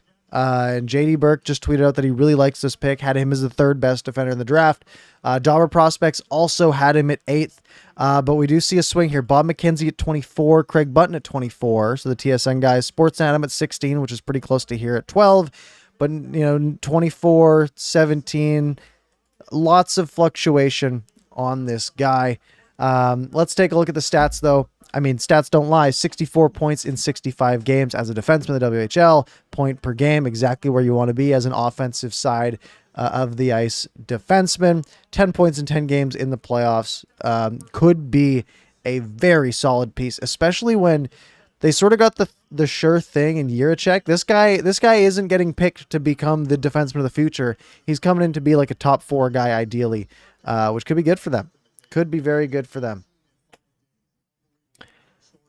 Symphony says getting some Podkolzin vibes, the really good player falling to us. Well, Podkolzin was ranked fairly lower, a bit lower by the time the Canucks drafted. Lots of D-men getting taken. Yeah, that's the thing, right? The next best defenseman, let's take Mateychuk off of our list here because he is no longer available. Like, how far do we have to go to see a defenseman here? 28, 29, 30 is the next sort of group of defensemen that are quote-unquote available. So a lot of forwards on the board, which means, I mean, if a team wants a defenseman at this point, they're probably thinking about trading down. Chicago already got Korchinski. You have to think they'll probably pick a forward here, I'd imagine. Winnipeg could do anything. They've got a lot of holes they could fill. They're sort of just stepping into a rebuild potentially. So this could be anyone, right? Like Kemmel, Lekari Mackey, Nazar. The Canucks could get one of them. They do apparently like Ogren a lot. For me, though, I am now growing attached to Lekari Mackey because he's so close, and there's a real chance that he makes it down to the Vancouver Canucks at 15. That's my hope. Basically, every single ranking had Lekari Mackey in the top 10, except for Elite Prospects, for the most part. So that's what we're hoping for. We're all rooting collectively for Lekari Mackey, right? Debut Hunter saying, I bet he goes to pick for us. Get out of here. Get out. No being a Debbie Downer. A debut downer, I should have said. Man, I'm always so funny after I say the wrong thing. VVS says, I think Stazar goes to Winnipeg. That would be interesting. And Lekari Mackey might still be there.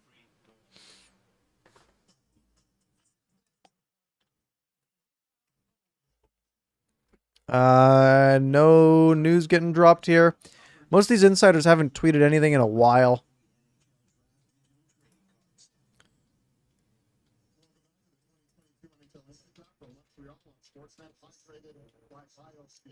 All right. Chicago still has a minute and a half on the clock here. They're taking their sweet time. I saw someone ask what Swedes are available. Lakari Mackey's one of them. Ogren's another one.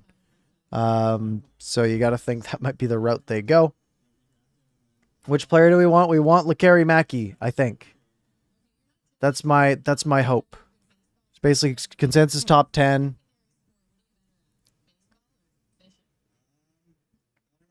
It's tough to say.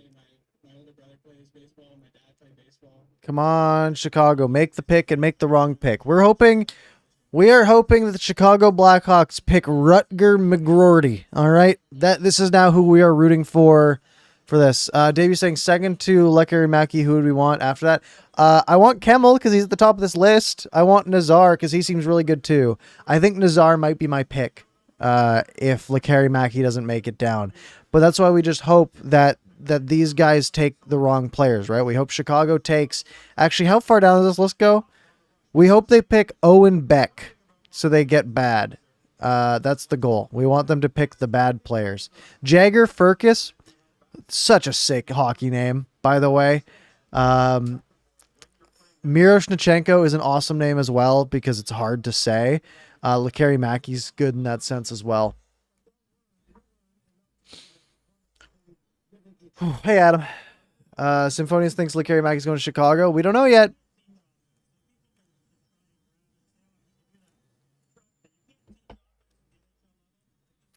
Keep in mind, Canucks could trade down too. Because we know they like Ogren, right? Well, maybe they could trade down like 3 spots and still get him.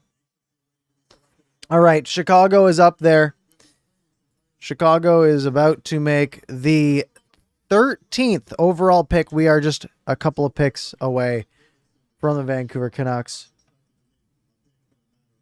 Lakari Mackey just so Clay can make a sushi reference. Oh my God, I'll never hear the end of it. U.S. Frank Nazar? Yeah. They go with Frank Nazar. I thought it was Nazar. But I guess maybe Nazar. So that's a great pick for Chicago. Unfortunately, we were hoping they would make a bad pick. So Nazar drops off of our list.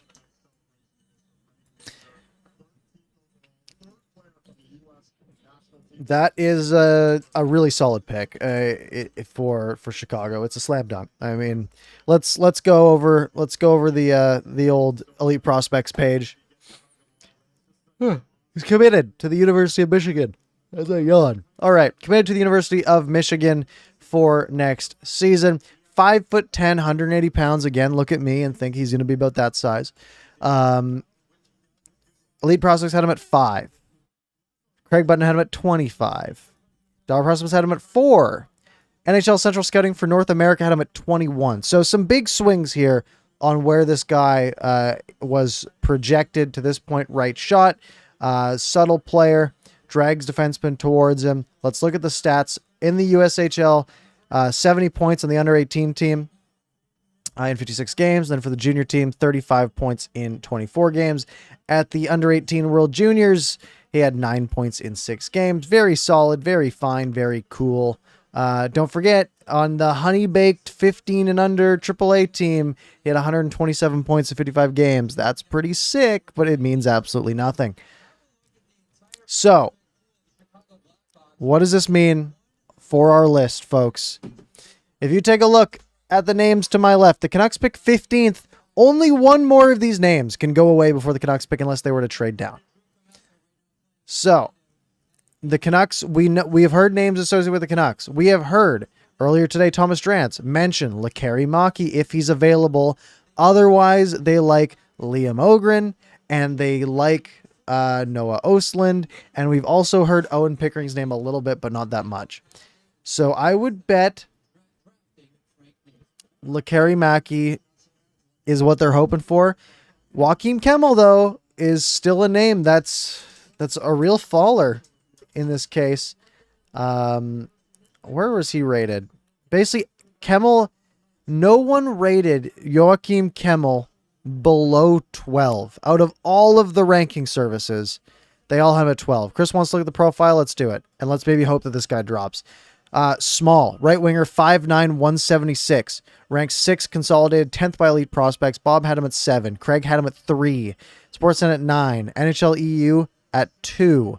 Dauber at 10, Recruit at 6. So basically every single one in the top 10 except for this one and this one. And I know this Boston one has not been doing all that good so far. And he has had, he played in La Liga, the Liga, the Finnish League, 23 points in 39 games, including 15 goals. I'm imagining on a pretty bad team, he was a minus 13. At the World Juniors, had 3 points in 6 games. At the under 18s, get 15 points in 12 games, including 12 goals. So this guy scores goals. I like goals. I like boys that can score. He's a skilled winger with very good shooting skills, plays a lot of jump, can get creative with the puck. So we are now hoping for this guy. Screw Lekari Mackey, all right? We're all in on Joakim Kemmel. All right? 2 picks away for the Vancouver Canucks. Cam Robinson is saying Owen Pickering is from Manitoba and the Jets are up next. If I were playing NHL, I would be trading a bunch of like bad players to get pick 14 and then just taking both of these guys, right? But both of these, just take them both. Kemmel and Lekari Mackey. Why not? Unfortunately, the real world don't work that way. All right, 2 minutes on the clock here. You want Kemmel's write-off or write-up? Sorry, I mixed 2 things well. So this is the write-up for Kemmel, at least a portion of his thing from the draft guide. He anticipates pockets of space well, he arrives as the puck does for shooting opportunities, positions his body in the best way to catch and release each pass, and generally seems well connected to his teammates during sustained offensive zone possessions. He's always involved in the play. You'll never mistake Kemmel for a retrieval artist either, but he's shown some forth-checking skill and physicality across many of our viewings too. So, guy who's sort of always in the right spot, gets to the right place at the right time, puts his body in the right spot, and can score some goals. So I'm good with either. Looking for any moves. Jeff Patterson says the Canucks should take Cale Makar. Thomas Drant saying the Canucks are on deck. All of Lekari Mackey, Oslin, and Ogren on the board. He thinks they're going to take Lekari Mackey if they're all available, but Drant says he would take Ogren. So, all right. Honestly, at this point, I don't really care who they pick, but I'm going to be very sad if it's not the guy that I picked for no reason. So we'll see. Yeah, Grav had 2,200 people when I looked before the draft started. Grav's killing it. All right, Winnipeg is on their way up to the podium.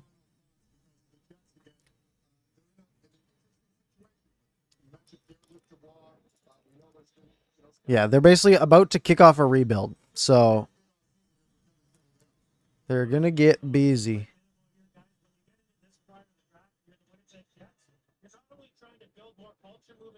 JD Burke is saying that assuming that all 3 of those guys are available, they're going to take Lekari Mackey.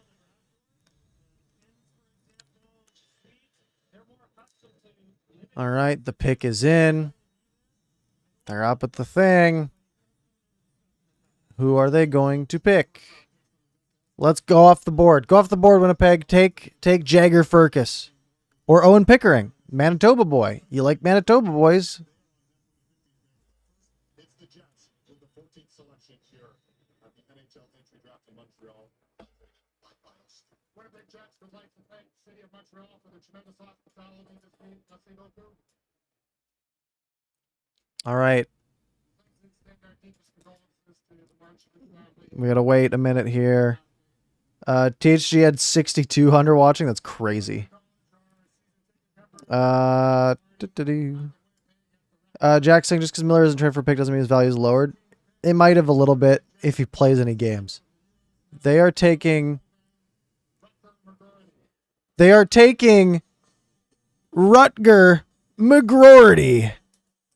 Rutger McGroarty, which is the sickest name. Rutger McGroarty.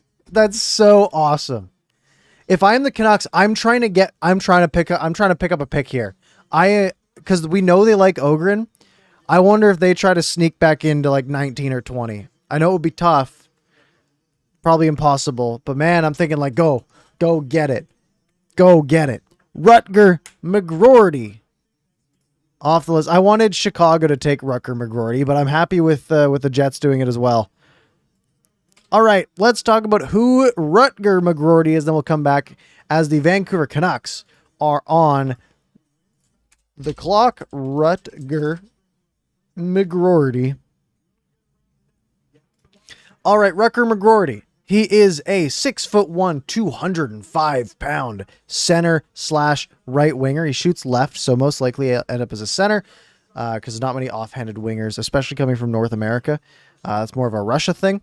Consolidated ranking at 27. Elite prospects at 40. 15 by FC Hockey, almost nailed that. Everyone else had him in the 20s basically except this one.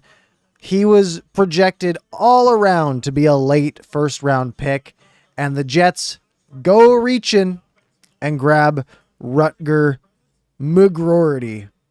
McGroarty shines in the offensive zone, elite goal scoring and playmaking ability, slick puck handler. 33 points in the junior team in 25 games, 69 points in 54 games. Very nice on the development program under 18 team. In the under 18 World Juniors, 8 goals in 6 games. So he's got some good finish, goal scoring ability. And that's basically it for Rutger McGroarty. And with that, the Vancouver Canucks are on the clock.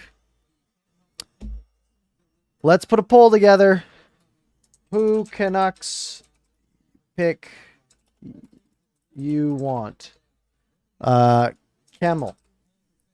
I spelled it wrong. Camel. Lekkerimäki. Ogren. And I'm gonna throw Lambert in there as the wild card. All right, the poll is live. Who do we want the Canucks to pick? We've sort of decided on Lekkerimäki as a whole, but I want your individual picks. Don't listen to me here. Make your pick. The Canucks are on the clock.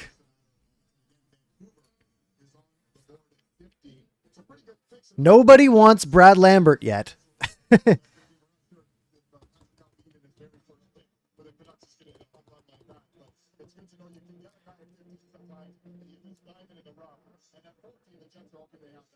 All right, it's balancing out pretty evenly, this poll. We got lots of Lekkerimäkis and Kemmels, not a lot of Ogrens. I think I'd be okay with Ogren, especially because I hear that some people like him a lot, so that's fine. I am really leaning towards Kemmel at this point, just because basically every ranking has him there. But he's Finnish, he's not Swedish.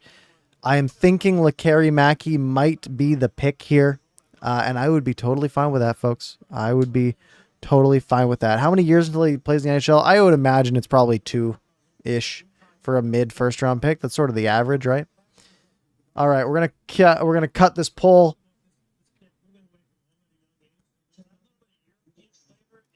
We just don't want to see Gary Bettman at this point. Yeah, they should be showing us the draft table. They have 153 left on the clock. 15th pick for the Vancouver Canucks. The final poll results on 70 votes.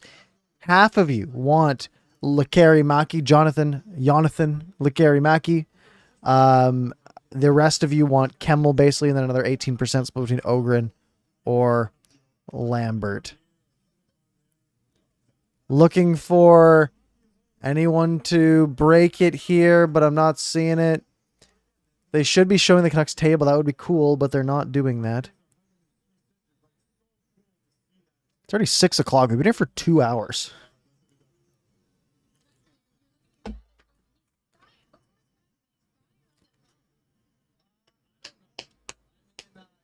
Guys saying the Canucks taking a long term now. I don't like this. I'm fine. I mean, look at all the guys who came sort of off the board, right? Connor Geekie, we had at 18. We had Rutger McGroarty at 20, right? Like they probably are like, okay, well, we didn't think, maybe they had no idea that Kemmel would have made it down here, right? And now they're doing a little bit like, hold on here. Who do we want? You know, the pick is in. The pick is officially in. The Vancouver Canucks are making the 15th selection here in the draft. The people want Lekkerimäki. 52% of these viewers want Lekkerimäki, with another 28% wanting Joachim Kemmel. Oh, I see Francesco walking up.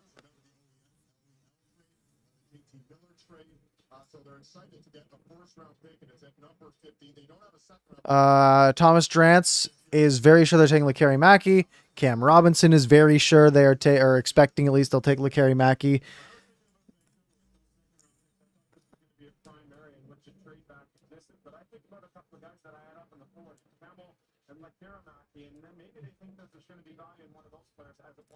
The Sportsnet panel is talking about Lekkerimäki here and Kemmel.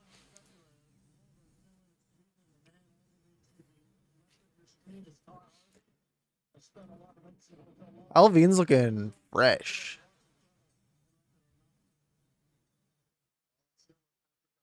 Oh, they have Bruce up there. They're trying to just... Gary's like organizing, like, hey, stand in this order. Alvin is up to make the pick.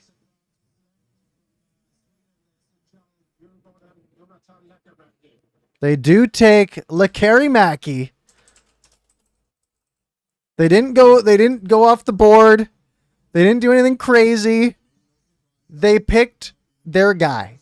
Their guy who they were hoping would drop to them, and they got their guy. Jonathan Lekkerimäki. Jeff Patterson with the tweet that is perfect. All business. That's all it was. They got up there. Alvin made the pick, said this is what they're doing, and we're good. All right. Let's... Oh, he's coming out. Oh, he's got hair. Let's go. Let me pull up the Lekkerimäki draft profile. He has got some beautiful blonde locks, this kid. So, let's go to the screen view to break this one down. Jonathan Lekkerimäki. 5'11", 172 on here. David Amber just said 165, so not sure what you want to believe, but he'll fill it. He looks thin, but he's Swedish, right? We know a certain Swedish guy who has turned out okay, being a little bit smaller. July birthday, so one of the youngest guys in the draft, still 17 years old, 172 pounds. And let's, so he wears number 40 because of Elias Pettersson, according to the little blurb they had here. So he's an Elias Pettersson fan. He now gets to maybe play alongside Elias Pettersson at some point. So let's look at the rankings here. Elite Prospects had him at 18, the lowest ranking of all of them. Every other ranking had him above 15, which is great for the Canucks. That means they got value, baby. They got value. Bob's rankings had him at 8, Craig Button at 9, McKean's at 9, Sportsnet 10, ISS Hockey 8, Recruit Scouting 8, Dauber Prospects 11. Everyone had him above 15, which is awesome. 9th overall. Quote, the shot may be the best of Lekkerimäki's offensive tools, but it's not the only tool. He's also a reasonably deft puck handler with the skill to blend pass receptions into dangles. I'm watching a clip of him right now. Rolling puck, rips it bar down. Woo! They said on the Sportsnet broadcast, they're saying a goal scorer, he scores from range, doesn't grind out shifts in the trenches. So maybe more of a Brock Besser style. Exceptionally dangerous on the power play. Love to see that. Washington. Oh, nice little move behind the back. Tucks it in tight 5-hole. Woo! All right. I'm in love. I'm in love with this kid. Let's go. All right. He's deceptive maneuvering, sound mechanical base. The puck always handled in his hip pocket. Quotes, his shot stands out, but he also has an extremely high skill level. On the man advantage, just give him the puck. You'll get a quality scoring chance each time. You will see goals. Will Scouch had him at 11. That sounds about right. They got Alvin. He's saying we had a little bit of sense that he could have dropped. He says, we're excited. How much work do you have to do before he's ready? Alvin's saying he needs to get stronger. He's skilled, smart player. He's saying there's no rush. We'll take our time, which is good. You don't want to rush him in. And Awesome. Awesome, awesome, awesome. All right. What else do we got for numbers? So in the J20, so the under 20 league, basically the junior league in Sweden, 35 points in 26 games, including 20 goals, almost a goal per game. Like that, like some snipes. Played some time in the Swedish league. Again, only 9 points in 26 games, but 7 of those being goals. That's a pretty good pace. In the under 18s, 15 points in 6 games, including 5 goals there as well.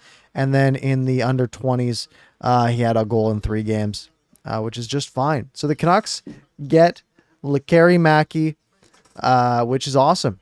Very, very awesome for the Vancouver Canucks. Kemmel's still on the board. It would have been cool if they just tried to steal that next pick from Buffalo and take Kemmel as well.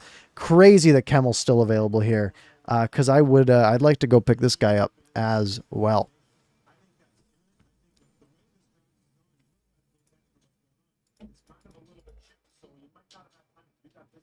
I guess Alvin was also asked about a potential trade with the Islanders that fell through. He said, quote, "No comment on that one."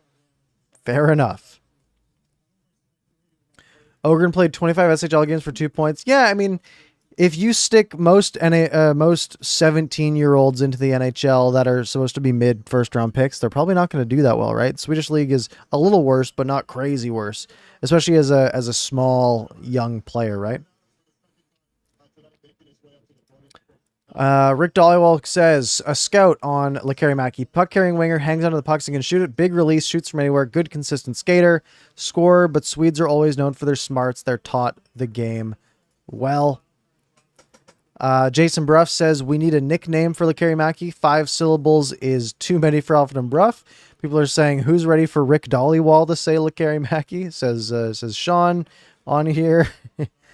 That would be funny. BLTube saying, I wonder if you heard Lou torch it. It sounds like Lou, because it happened. It basically got turned upside down when the Islanders went and traded that pick to Chicago for Frank Nazar. He didn't do interviews. English must not be good. Yeah, he might have never spoken English in his life.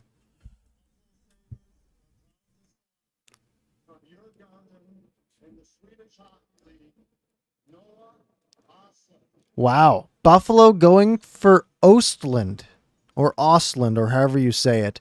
Let's put him on our list here. So out of that, there was sort of between, him and Ogren are very similar, because they're from that same sort of area of Sweden, I guess.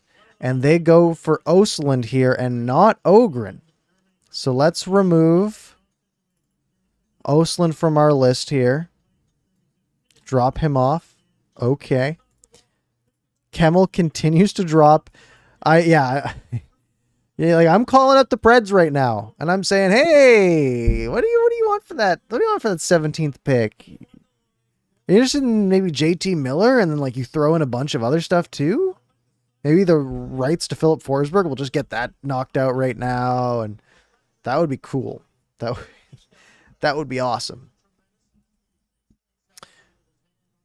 Oh, Lekari Mackey's committed to play for the Giants next year. Is that true?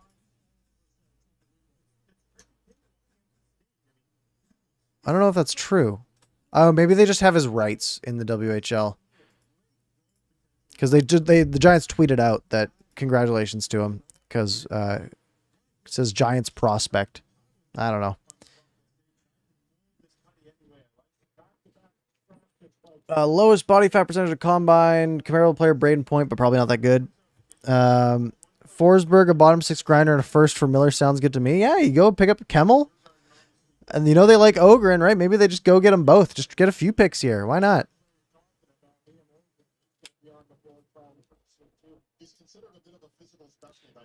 So this pick was a part of the Jack Eichel trade, previously from the Vegas Golden Knights that they take Ostland with. That's why it's 16th overall.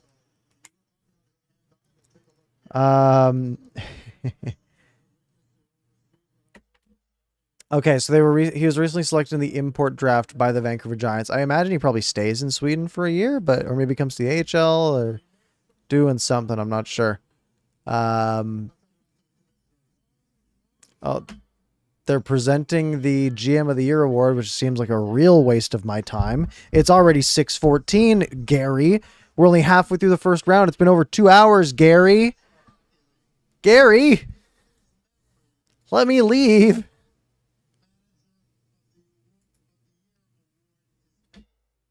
To present the Jim Gregory NHL GM of the Year.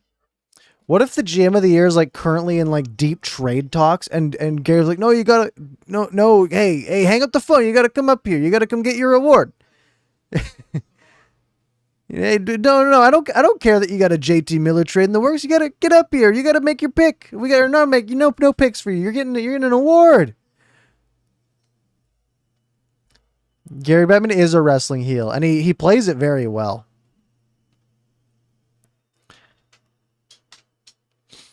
Sportsnet 650 is hinting that maybe the deal between the Canucks and Islanders was agreed to with the condition of talking to JT Miller's camp about an extension, and that's where it got killed. That's possible, right? They could have said, "Hey, we need, you gotta, we'll make that trade for JT Miller if we can get at least close on the extension." And he said, and JT Miller was like, "Nah, I'm gonna need $11 million a year from you guys."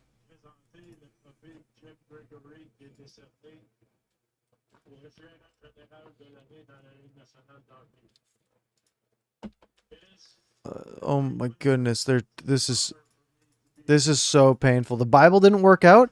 I disagree. They got the second best guy in the Bible. Remember I said, the Bible, all we're going to follow about this Bible that we have stolen from the internet is that we just want them to pick one of the best guys on the list. And they got a guy who was number 9 on this list at 15. That's a win. That's a big win. It's exactly what they needed to do. Oh my goodness, they're introducing the finalists for the GM of the Year award. They're not even just introducing the GM of the Year. Why isn't Alvin on this list? Wow. Julien Brisebois, of course. Yeah, he's Tampa Bay. Wow, that's crazy that he would get a shot at it. Wow. Wow, they made 3 straight conference finals. Does that even matter? When is GM of the Year voted on? Is it after the playoffs? Oh, Chris Drury from the Rangers. Why? Because their rebuild's going well, but like he wasn't even like, is it only his first year there? Like, didn't Gorton get fired like a year ago? And then Joe Sakic. Wow, crazy that they would have Joe Sakic on there with like the best team in hockey, like the GM of that team. Why would they pick him? Oh, they won the Stanley Cup? Oh, maybe that's why. Oh, this is so exciting. Who's it going to be? Who's it going to be, guys? Place your bets. Get excited.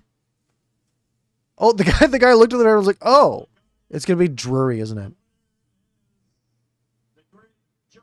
It's Joe Sakic. Wow, the guy who won the Stanley Cup. Good. It should be Joe Sakic, but who cares? I guess it's going to went to Joe because he doesn't have a pick in the first round, so he doesn't care.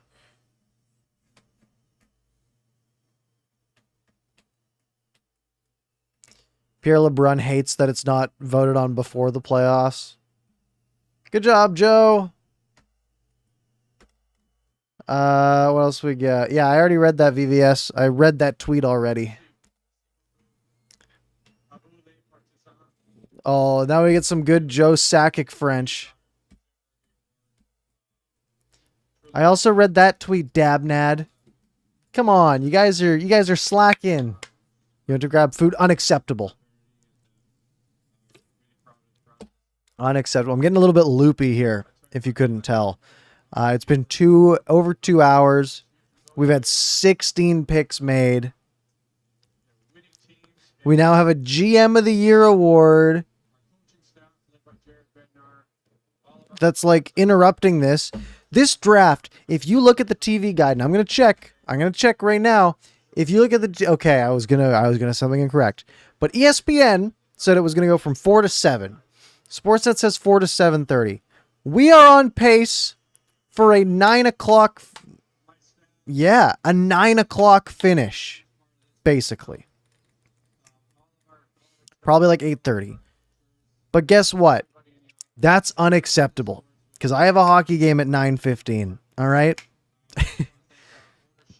So no matter what, I am leaving here at 8:15, and there's nothing you can do to stop me. Unless the Canucks pick like 32, and then I guess I'll be late to hockey. Going to play hockey, Loopy? Hope you're a net. I'm better. I'm playing defense, and we only have 8 guys coming tonight, which means I might play the entire game. I'm 5 minutes late for the game. Oh my god, am I? I always get so panicked when I like leave for hockey, and I think, wait, did I have the time right? Was it actually an hour ago? This says 9:15 p.m. 8:16. JD Miller's going to trade. I'd be fine with that. I can make that work. I can leave as late as like 8:45. All right. Nashville's on the clock. Wait, they weren't on the clock during that? You didn't run the timer? You just did the whole GM of the Year award?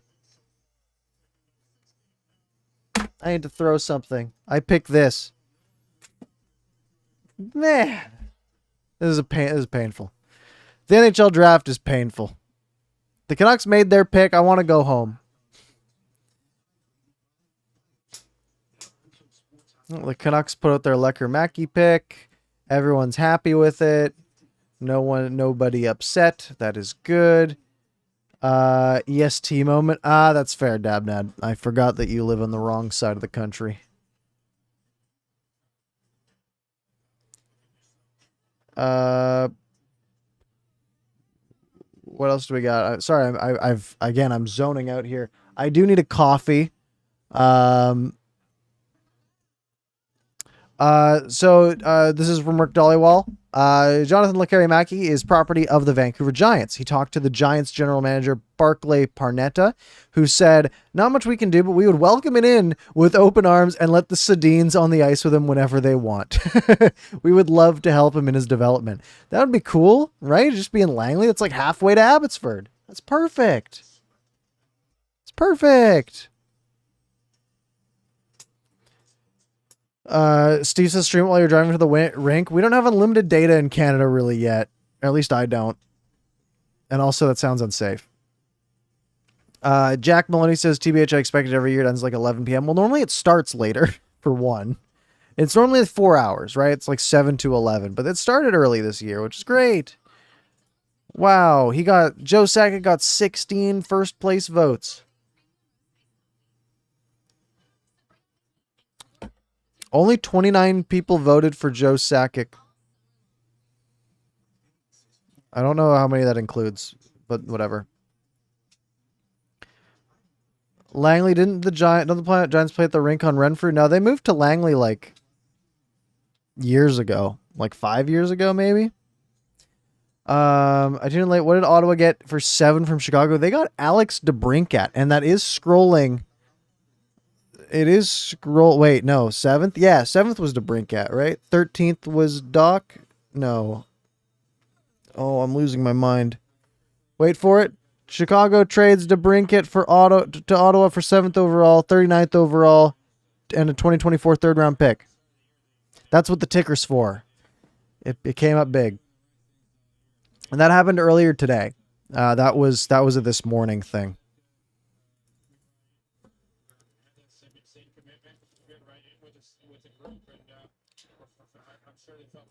All right, so we have Nashville, whose pick is in.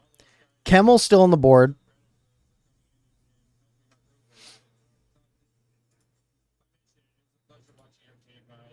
Looking for anything.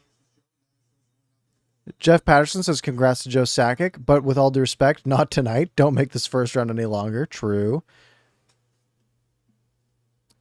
All right, the Nashville Predators. David Poyle still repping up there.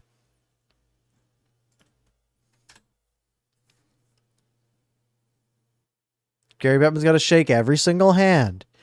Because the thing is, it's a 3-minute clock. Would you think, 32 picks, 3 minutes a pop is what, 96 minutes? That shouldn't take that long. But no, because we got to take like 4 minutes between all of those picks. Hi, Jeff Keelty.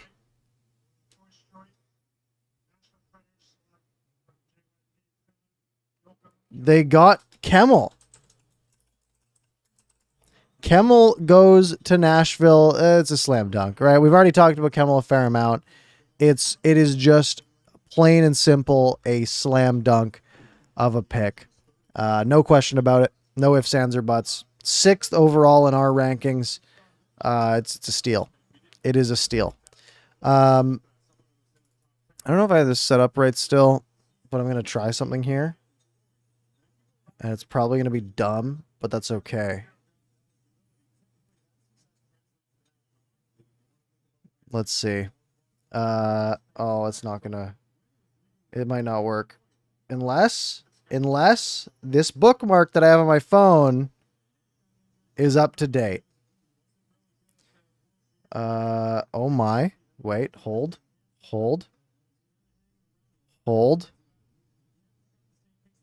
I don't think it's working. Unless? No, it didn't work. I was going to use my phone camera and go get a coffee. But it looks like it didn't work. Unfortunate. All right. Oh my God. Does he have a sparkly suit? Yo, Kemmel's sick. That's why he didn't get drafted.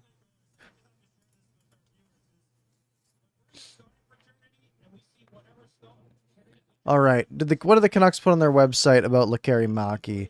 Crystal Ringshot saying Lekari Maki over Pickering. All I've been seeing here in the last few days is how good Pickering is, how you can see it really well for his size. Pickering was very controversial. He had a lot of rankings pretty high, and he had a couple rankings in like the 40s as well. That's why we got him at 23 on our consolidated list, because that's just where he was on the average. But he is the best defenseman available at this point. I think I can go add one more. Can we see our 30th? Matthias Avalid. It's safe to say Miller survives one more day. Yeah, I think we're talking about another week here for JT Miller, which just means another video that I'll have to make next week. Which is fine. The Canucks also don't have a second round pick tomorrow. So if you're wondering, oh, is he going to stream during rounds 2 through 7? No, of course not. It'd be a terrible idea. I'm just reading this thing, nothing there. JC saying Nashville's clear surprise Kemmel dropped to them. I'm surprised too. Canucks were surprised they both dropped down to 15.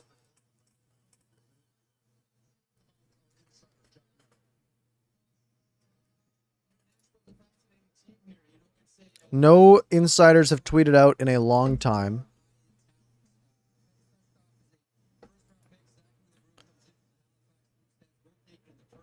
Miller to Caps or Pens 23rd, 21st plus young players? I don't know. Maybe. But like... I wanted like a 4th overall. I wanted 2nd overall. I wanted Shane Wright, man. But it could happen. It very well could if they want to go, I mean, we know that they like Ogren, who's still available.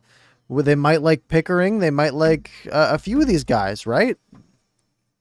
So maybe they try to get up and pick up Ogren and then a bunch of other assets. It would have to have a bunch of other assets involved for that one.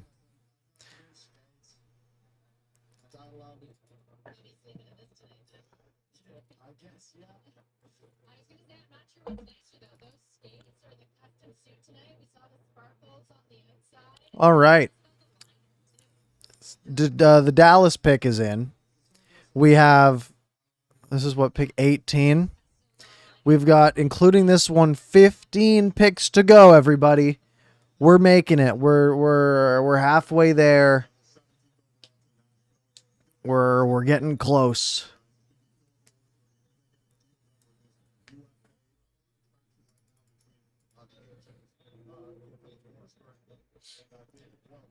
Slowly but surely. I don't know about Shirley.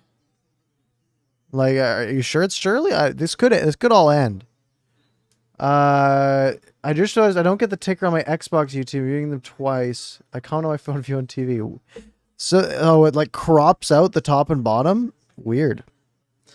Debut says this is like this feels like Clay's 24-hour live stream kind of effort condensed to a few hours. Hang in there. Yeah, if I had gotten guests, that would have been good. The problem is like the guests I would have wanted are all busy, you know? Like think about everyone's doing something with the draft. Do we think should I try to get like Lakari Mackey's Swedish coach on here who's probably doesn't speak a word of English? Probably not, right?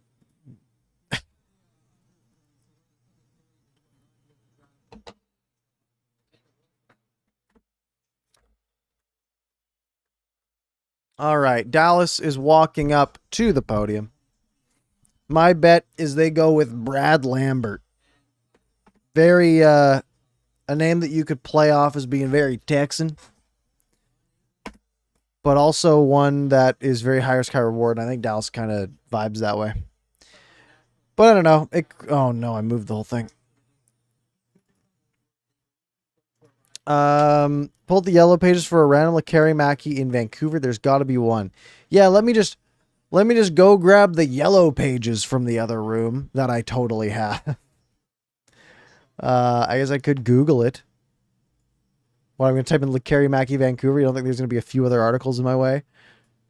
All right, the Dallas Stars making their pick. Don't know who this guy is. Tom Gallardi. He's the owner of the Dallas Stars. Could have fooled me. Dallas pick might be a reach again, you say, Symphonia?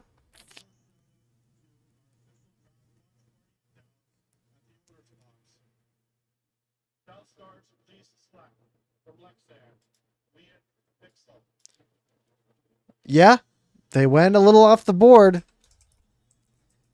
Leon Bixel, who we have 29th on our draft board here, a defenseman. All right, let's take him off the list here and let's talk about who Leon Bixel is. Leon Bixel. Is it a Oh, I spelled his name wrong. I was going to say, if it doesn't show up, is that a problem? Leon Bixel. All right. He's big. He is big. He is 6'5", 225 pounds. I did not know they made Swiss people that big. Ranked 28 by Elite Prospects, 28 by FC Hockey, 26, 41, 55 by Craig Button, 24th, 28th, 41st. So his best ranking was 24th if you sort of exclude this one. This is among EU skaters only. So 24th, his best ranking. He goes at 18 to the Dallas Stars. Bit of a reach, but he is big. He is big. 102 kilos. Left side defenseman. Bixel plays with energy, violence even, that will endear him to any coach. He takes a hit to make a play, but mostly likes to dish them, especially in neutral zone pinches. He has great habits all over the ice, scanning and using his stick and denying space and switching on his check. I should have had Grav's stream open for this because he's a Dallas fan. I wonder how he's doing. He might be very happy. He might be very sad. Who knows? I couldn't find it on YouTube there. All right, let's look at some stats here. He played for Leksands. He had 3 points in 29 Swedish games. Doesn't matter, right? He's a defenseman. 7 points in 11 games. -1. 0 points in play. There's no stats here, guys. There's no stats. I don't know what you want from me. All right. All right. Who's next on the board? Who is next on the board? The Minnesota Wild at 19th overall. Canuck Clay has released a video. He's in the studio. No, he's in his room. All right. Let me expand our list. We see number 31. Nathan Gaucher has now entered the chat. We have not had anyone so off the board that they haven't showed up on this list. At the very least, I think. Alvin says our Hockey Ops group had him ranked higher. We're able to draft him. That's about what he said on TV too. Very similar.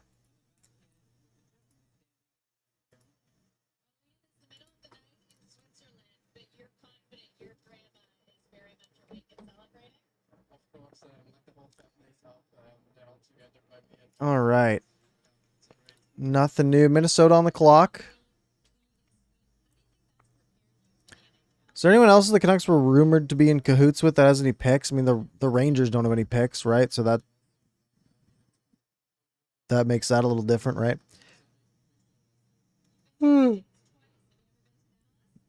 Rick says we'll be discussing where he plays next year in due time. On Gary Mackey, Renee's very excited to be part of the Canucks. Nothing new. Pixel does sound like a nice guy. He just, was supposed to be a little later. That's fine. If they like their guy, they can like their guy. So there's 14 Canadians picked in 2014. Okay. I don't know why they're showing that. I was like, that doesn't sound right for this draft. But they're just showing old data for some reason.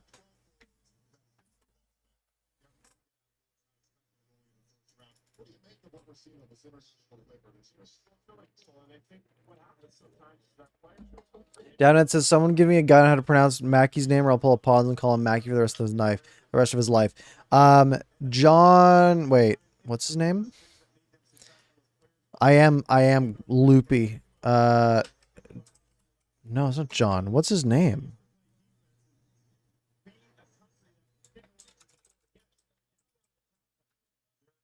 Al Murdoch is the one I was thinking of. Al Murdoch had it on his, he already tweeted it. It's like a reply, I think. Lakari Maki is what he said. I'll show the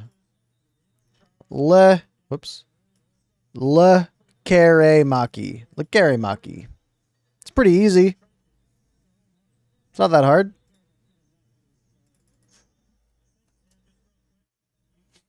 All right, Minnesota Wild are making their pick.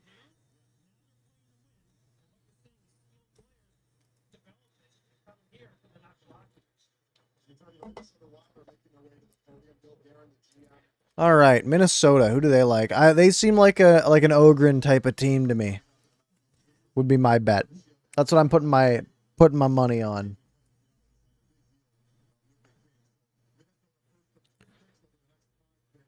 So Minnesota has 19 and 24. There was some rumors they might try to package them and move up. That is not the case.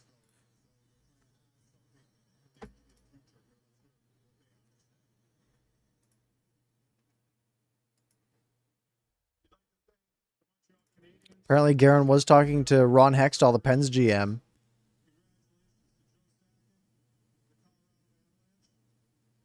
deepest condolences to the San Jose Sharks and the March with our first pick. With 19,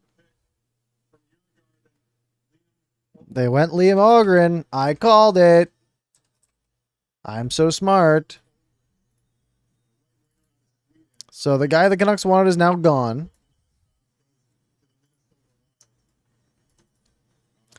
And we now only have 13 more picks to go, folks. 13 more picks to survive. Have someone video your play tonight. I don't know what that means.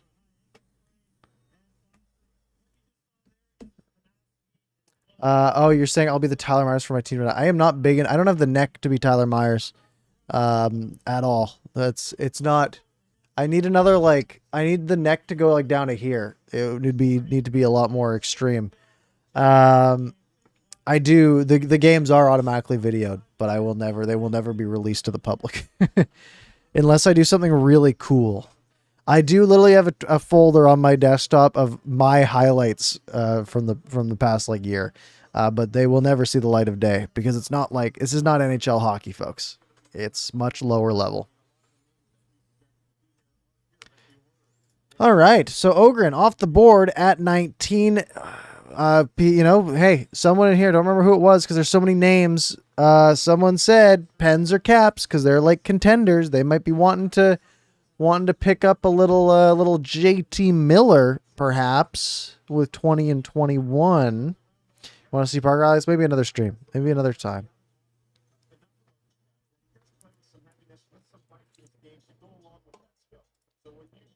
the will and the skill together. Once you have leadership qualities, it's pretty cool. There's a little bit of background noise surrounding this player going into the suite that to make sure that some of these things All right. Let's see here.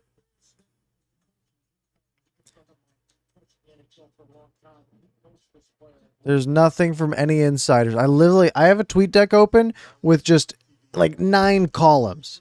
Like I've got the national ones. I got Sarah Valley, I got Drager, I got Freeman, I got Bob, and then I've also got like JPat and Drance. You think is his name? His name is not actually. Does Gary Mackey translate Swedish to English? Because if that is, I'm stealing it and giving you no credit. Lakari Mackey does not translate to anything, I am sorry to say, from Swedish. It is not like Lamico, which was a 1-to-1.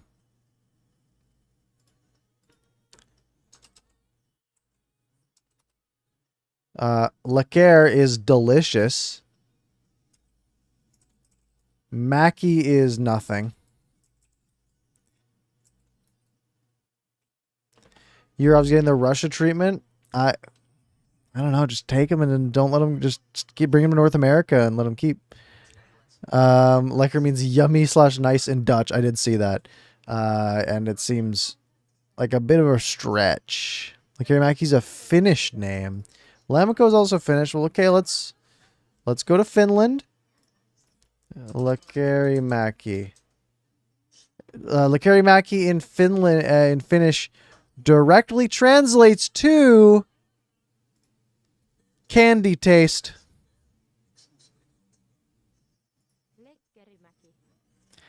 So I'm putting this on Twitter.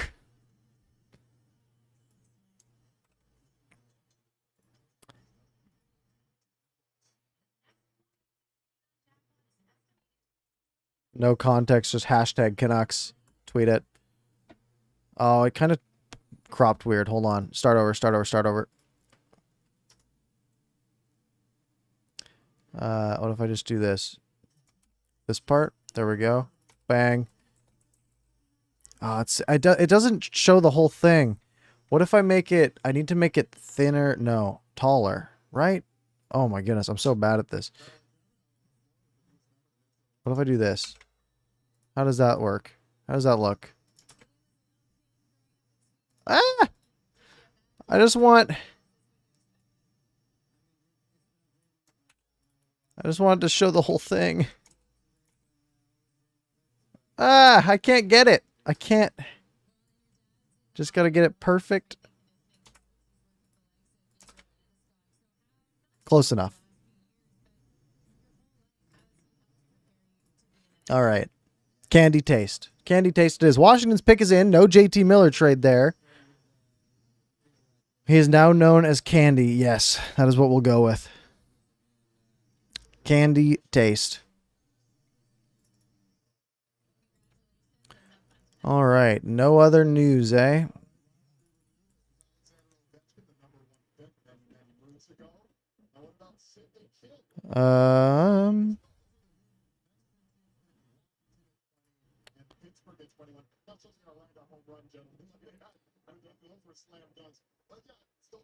It's nothing. Lakari Mackey had a bit of an email or a bit of a meeting. I'm getting likes on this tweet that I made, so I'm going to need you guys to bump those numbers up. At least over in an interview. Well, maybe he speaks better English. Are we going to be mad, Jarhead, that we picked a guy that doesn't speak good enough English? Washington went for Yurov. Is that true? It hasn't happened for me yet. Oh, you're right. No, they went Miroshnichenko. They did not go Yurov. You are incorrect.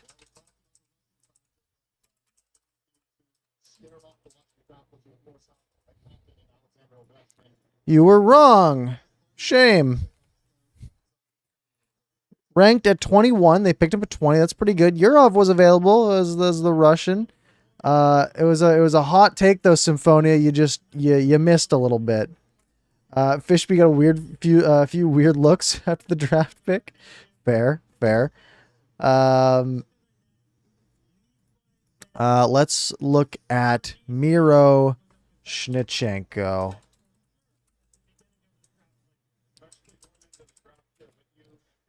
I searched and nothing came up. Is that a bad sign? I spelt his name wrong. There's no C in it?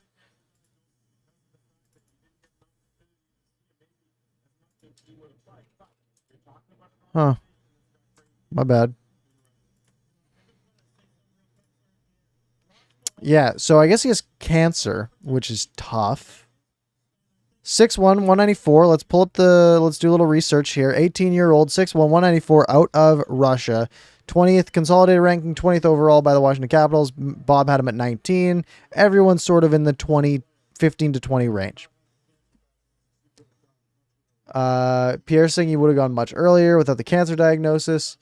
His elite skating shot and size make him tough to manage for opposing teams. He's an elite skater, hits like a truck, has an unbelievable shot. Opportunistic goal scorer on the net. Also terrific shooter that needs a little room, or that doesn't need just little room, not a little room, to maneuver and release. Augmented.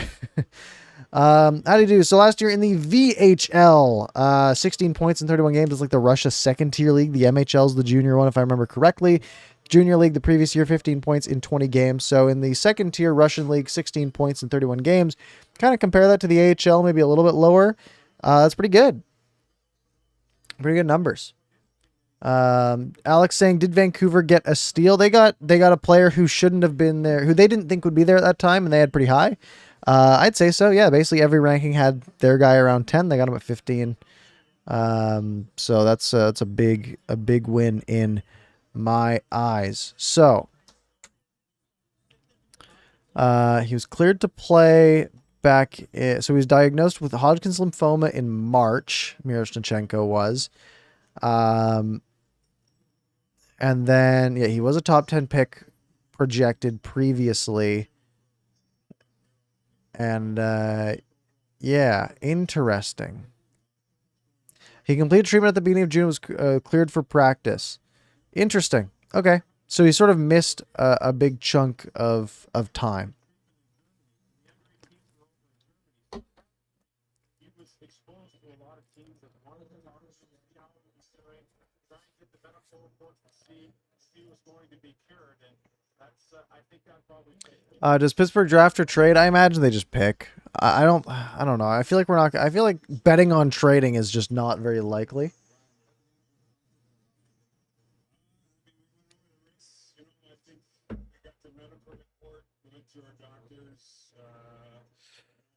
Got to be further? Absolutely. That's great. Kemmel was right there. Son of Van, which was better for Vancouver, but happy with the pick. Yeah, a lot of people passed on Kemmel, and I was very into the idea of taking Kemmel.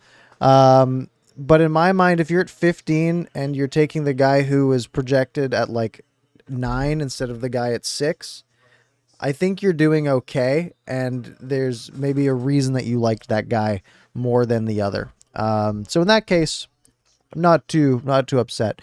Kemmel would have been a little more exciting, but again, at this point, I don't think the gap there's huge, right?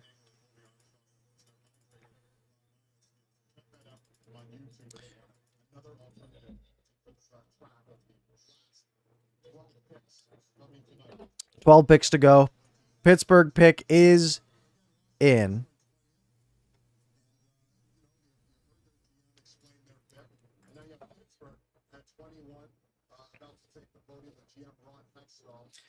Did Kemmel have off-ice issues? I don't know. I know nothing about Kemmel, to be honest. I mean, we didn't look that far back in our research. We did a lot of research last night on this channel here, and Kemmel wasn't a name we really looked at. He was like, oh, he's top, he's going to be top 6-ish, so he's probably gone by 15, but.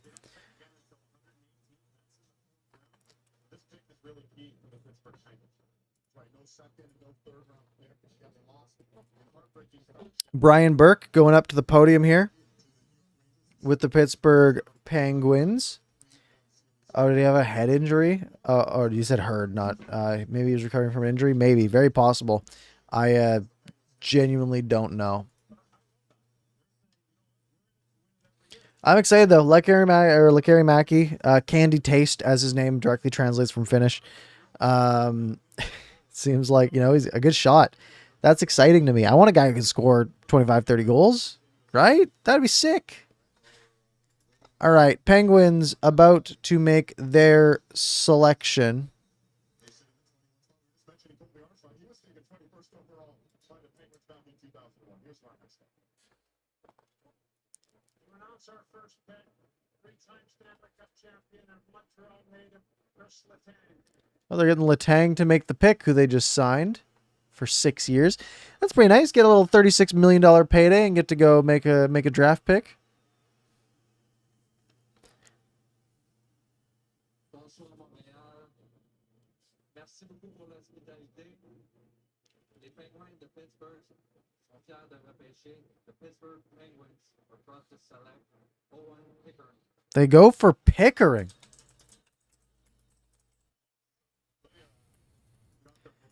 Owen Pickering going to... Wait, there's a guy named Gleb in this draft. I am going to lose my mind.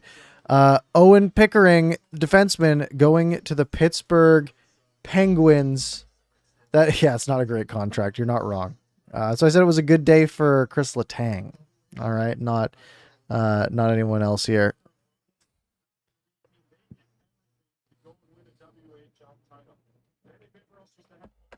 Gleb. Gleb is the funniest name of all time. Gleb Trikozov. That's gonna be my new favorite player. I hope someone picks him today. Because that guy he's got to be sick. All right. Owen Pickering. Let's take the scouting report on Owen Pickering. 6'5" defenseman, left side, only 180 pounds, 6'5". He is a tall, thin boy. But he's a tall boy from St. Adolphe, Manitoba. Good old Manitoba boy. Ranked 23rd, 16, 19, 23, 37, 13, 51 down here. So you can see there's some, upside, like 13, and some downside, like 37. So a big range amongst lots of the scouts out there. The core of Pickering's game is what he does with the puck. On retrievals, he deceives, cuts back, then sprints to the inside. With head fakes and changes of pace, he misdirects forecheckers and hits a teammate up the ice. When he's not leading the rush, he's joining it, and that activation interacts with his projectable shot and exciting playmaking flashes. He's the cousin of Denton Mateychuk, who was drafted earlier on tonight. In the WHL last year, 33 points in 62 games. Not the level of points that we saw from some other guys, like Korchinski, for example, who was like a point per game. And who was the other one? I don't know. It was so long ago. Was it Mateychuk, maybe? Where's my button? There we go. So yeah, 33 points, 39 PIMs, played for a bad team, right? He was a minus 29 with the Swift Current Broncos, who won 26 games last year. So not his fault. But he's a Canadian kid going to the Pittsburgh Penguins, and this draft is going to commercial. Woo! Yeah, like Harry Mackey saying he will go back to the Allsvenskan next season. Very interesting. I'm fine with that. Fine by me. Lambert started this year as a franchise player with him and right at the top. Now he might not go in the first round. Yeah, he's very boom or bust because he just didn't improve, right? He stayed in the Finnish league and didn't get any better, which is always a little scary. You want your guys to get better, right? But his point totals went down.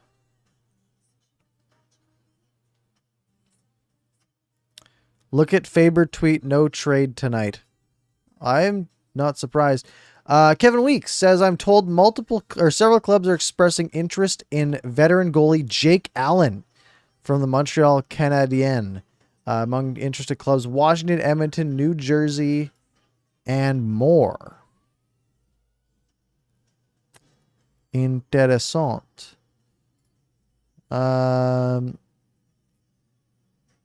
Yeah, so Alvin's going to be available to the media in approximately 10 minutes. So yeah, probably not making any trades.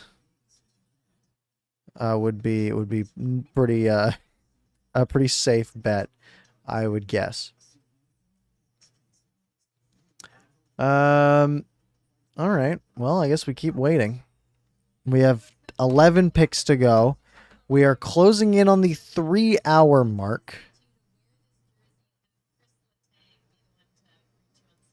I think Lekari Mackey will be better, equal, or worse than Pettersson. He will be worse than Elias Pettersson. Sorry to break it to you. He will not be like a top 30 player in the NHL. Really sorry to say. I guess so, yeah. Yeah. It's funny, I don't know. It's cut that up, but yeah, hard work. All right. Nothing new, nothing new, nothing coming through. No tweets from anybody to look at that are interesting except for that Jake Allen one. I mean, there's no way Jake Allen has much value, right? What did he do? Jake Allen. We got a tweet. More rumblings of a trade in the works. We got a trade in the works. Darren Dreger. The Oilers might be moving Zach Cassian, and Arizona might be involved. Arizona picking up a cap dump. Oh, that's so new and original. Oh, they're just so innovative. Zach Cassian.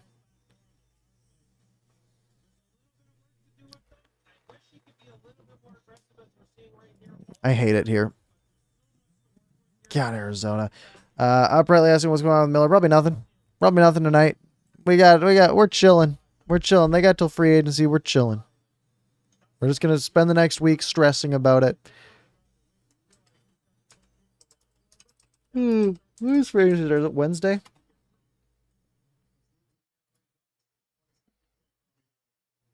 July 13th. Wednesdays, I work Wednesday. I had to cancel all my meetings for Wednesday. That's what I am learning at this moment.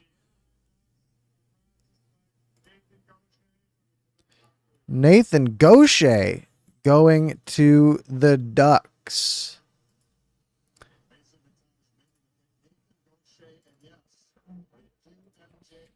Nathan Gaucher. Big boy. Big centerman. 6'3". Gaucher off the list. Gleb is no longer the bottom of our list as Owen Beck joins us here. Lambert's still on the board.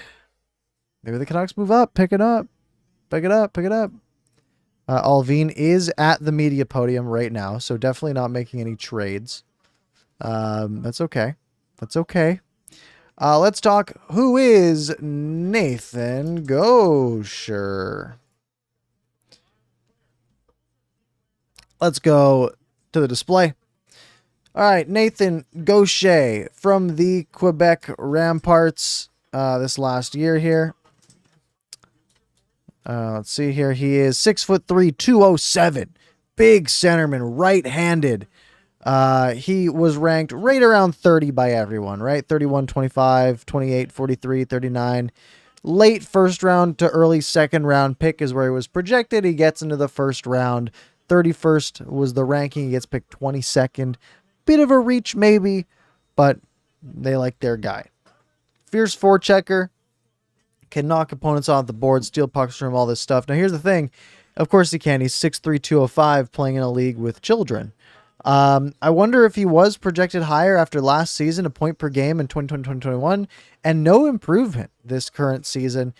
57 points in 66 games, basically just doubling up for the most part. So maybe he was supposed to be a higher up pick and didn't have a fantastic year. Let's go back to the Twitter machine because I think Darren Dreger just tweeted. Pierre LeBrun. Canucks GM Patrick Allvin, speaking to media, asked about the rumored trade that never was with the Islanders. Quote, "There was definitely nothing going on with the Islanders." Says he was surprised at the reports about it.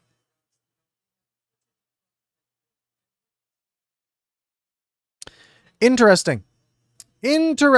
So was Elliot Friedman wrong? Was Irfan Gafar wrong? Who was the leak? Maybe it was one of those things where they gave like a couple people like different tidbits of information to try to figure out who the leak is, right? Try to find the mole. Be like, all right, we're gonna give this person, this random staff, we're gonna say, yeah, we're actually, yeah, no, we're just got off the phone with Lou Lamorello. Yeah, we're giving him Miller. And then like go to another guy and like, oh yeah, we just got off the phone with the Capitals. They're moving up. They want JT Miller too, right? And then you can find the mole. That's probably what happened. Probably not. Little tidbit here. Ivan Miroshnichenko says he will return to play in Russia next season. So that's risky for the Capitals if he goes back to Russia. I guess Ovechkin's buddy with Putin, so I guess, you know, that's maybe the least risky team. But you'd think they'd want him to just come to North America and play in the AHL. Grab a Red Bull and tell us your biggest surprise so far. I have no Red Bull in the house. I normally will get one at the vending machine at the rink or make a coffee. St. Louis Blues have the sweater and hat ready, but aren't walking to the stage yet. There might be something going on there. Do you think we can actually get anything back from ours? If we get nothing back from ours, that's fine. Biggest surprise so far was probably just Shane Wright dropping, right? You mentioned you got Letang, got today, got Malkin, anything going on? We're certainly working away at it, and now we got a little bit more. All right, looking to see if anything comes through with the Blues pick here. The pick is in, so they did make the pick. They make who I think will take Lambert. Not a clue. Maybe Toronto, and maybe it'll be a bust. That would be fun. I want the Canucks to trade up and get Gleb. That is our new mission. All right, our new mission is for the Canucks to get Gleb Trikazov. That's all I care about now.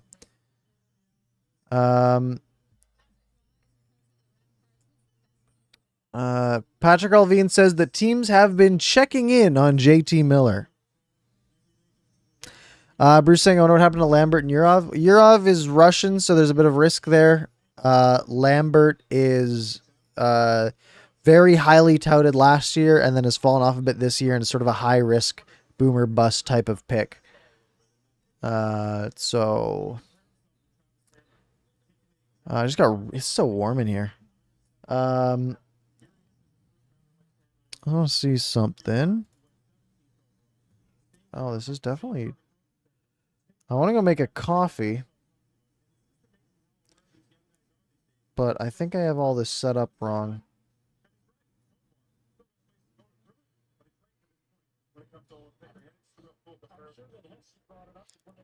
Does that work? No, I think the numbers are wrong. All right. All right. Wait. Wait. Wait. Hold. I've got a code. I've got a code.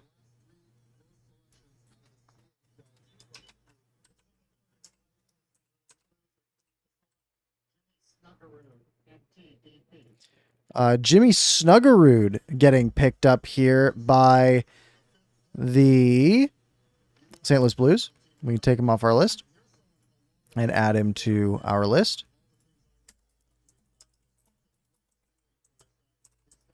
Wild name for a person to have, Jimmy Snuggerud. But a sick name. They are playing Gloria. Euros Fallen, I'm imagining it's the Russian factor. Because that's, you know, a whole thing right now. If I hit this button, does it work? No.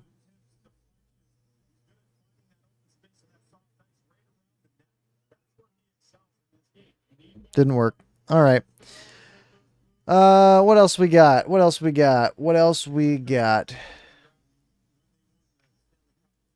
I'm trying to make this phone camera work.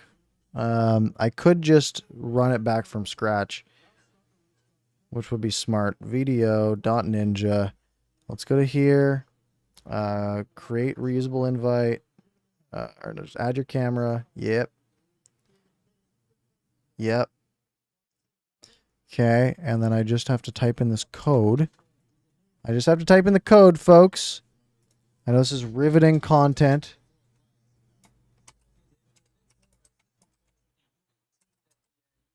Will this work? Oh, look at that. We are here. All right, there's probably some echo. All right, we're going on an adventure. I don't know if I'm loud enough. But we are going on an adventure all the way to the Cups. We're going to get ourselves a lovely little wine glass, as you do. And we are going to get ourselves What I really like about some this ice. there's some centermen in the league that I aren't have necessarily only 3 cubes in this ice tray. He's not necessarily going to be the guy that trains to buck up ice a lot. But you are a good passer in the middle of the ice, and you get this and you start, and he sits up a little bit of ice, a little bit of depth. We got 3 cubes. If that is his element, I'll fill this up later. coming back, No time right now. the lead shooter, you We've get got it in the some right area. The Bucks French can now Vanilla International Delight. Just need a little bit. Just a splash of that. And then we need to go all the way back into the fridge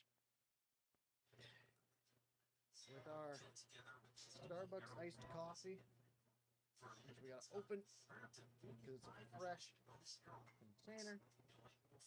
I don't think I can do without using my teeth, which is unfortunate. We'll try.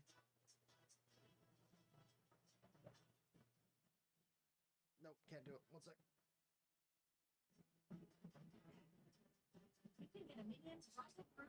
All right, coffee's open. We pour. So you can hit the ground running. Live like a champ. And that's how you make Enjoy the important moments. the official ParkersPucks iced coffee. Coffee back in the fridge. We have our lovely beverage that needs a stir, but I have no stirring devices. And we're back.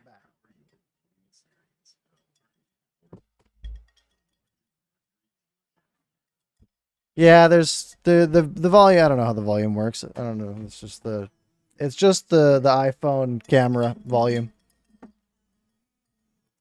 Right. We've got commercials on the TV. We've got it's just coffee and creamer and ice. But this will get me going. Oh, we gotta wait. There's a trade. I missed a trade. So I don't know what this trade is. Oh, Chicago. Okay. All right. Let's go to the monitor view. We got breaking news. Cue the breaking news music. Peter Mrazek 2 with first rounder for a second, says Elliot Friedman. Now he did clarify. He said it was to Chicago. But I like this one more. So Mrazek going to Chicago with a first rounder attached for a second, meaning a little dump, little cap dump in the form of Peter Mrazek. All right, let's. That is funny that he just said Mrazek 2 with first rounder for a second. Minnesota going back up to the podium. So I guess it's probably a first next year. Let's get our picks ready. Pick number 24, folks. We're getting there. Including this one, 9 to go. 9 to go.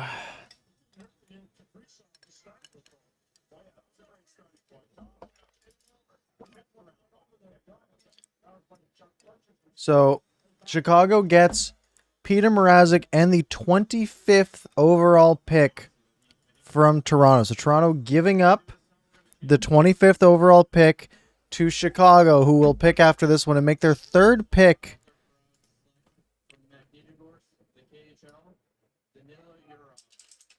So Yurov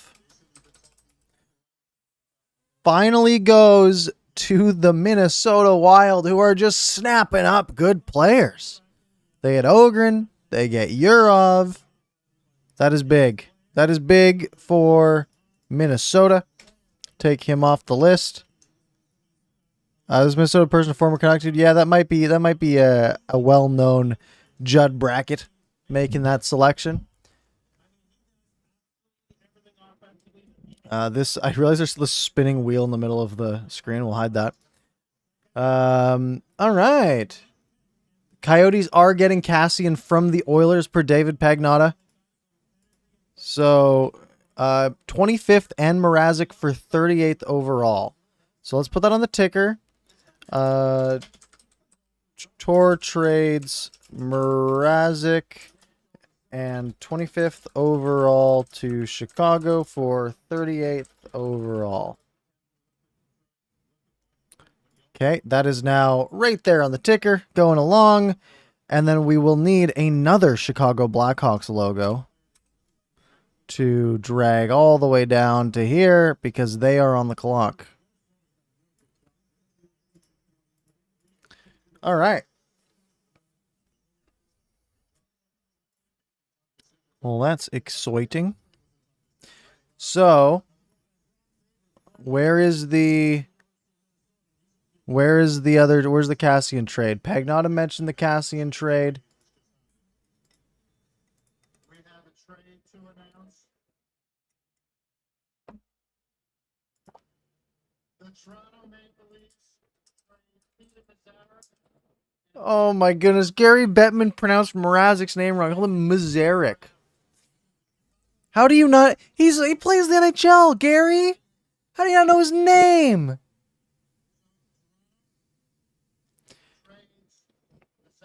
Mazarek. So for reference, Peter Mrazek makes $3.8 million both this year and the following year. And he had an .888 save percentage last year. So getting out of that contract. It's actually Mosaic. Fair. No, Mazarek. All right. Well, that's a trade. Now, where's the Cassian trade? Mazarek.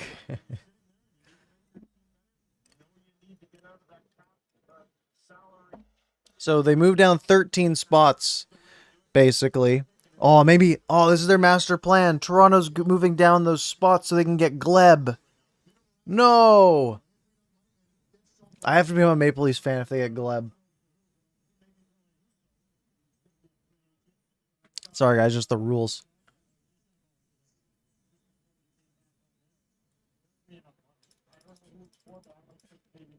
There will be no amateur hockey highlights. I promise. I promise.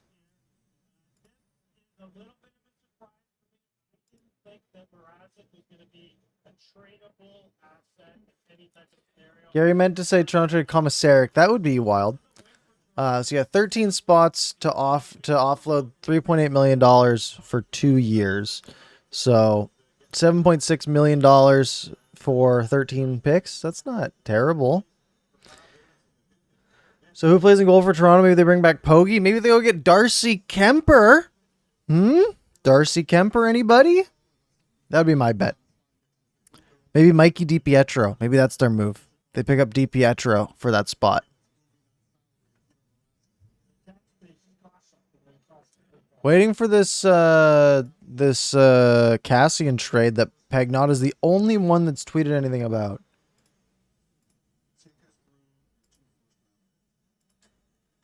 Well, to be honest with you, I mean, I really listen to our scouts, and you know, if there were just 2 guys we had in our top 11 picks on our list, and you know, we feel very fortunate that we got them where we did. No, they bring in Pogge. That's fair. You know, I didn't consider that enough. That's on me. All right. The 25th pick is in for Chicago. 8 picks remaining. 8 picks to go. We are almost there. I imagine we'll be done right around 8 o'clock, which means I can just leave after that. While you guys are still here, though, make sure you're subscribed, by the way. That's the obvious thing for me to say. Oh, wow, I reached 20 members. I think I gifted 10 of them. So, yeah, no, thanks, YouTube, for the congratulations. That is funny, though.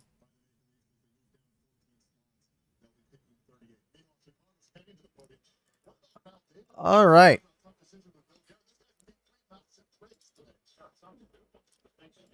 Chicago. Who are they going? Are they going with Brad Lambert?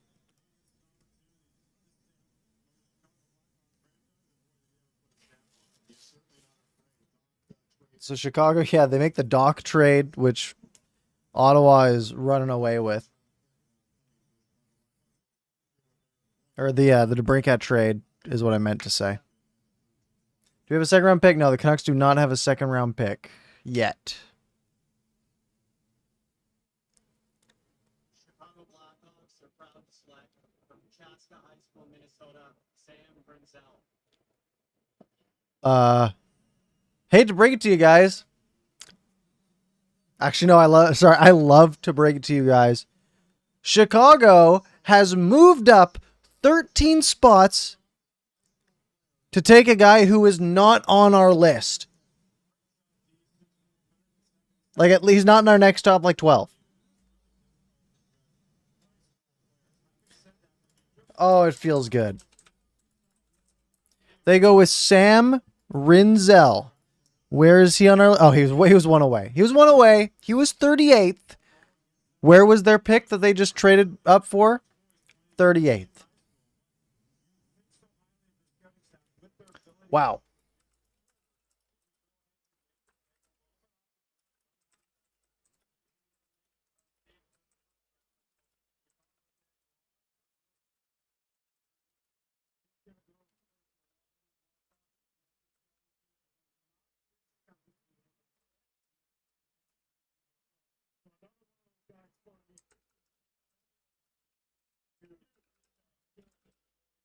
There's my tweet. That is my tweet. Yeah, Fleury's already wild. So my tweet is that Chicago takes on a bad contract and moves up 13 spots to take a guy that was ranked at their original draft position. Galaxy brain. Because that is just so genius. All right. Well, Sam Rinzel, we never really got to see you on our list. God bless. Good luck in Chicago.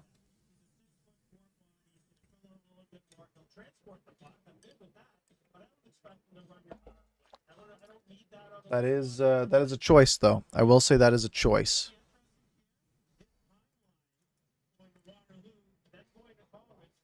All right, folks. 7 more picks remain. We go back to the Montreal Canadiens. The Leafs only made this trade to get past the first round for once. Fair. Yeah, well, they need that extra, $3.6 million is a lot when you're cap crunching, right?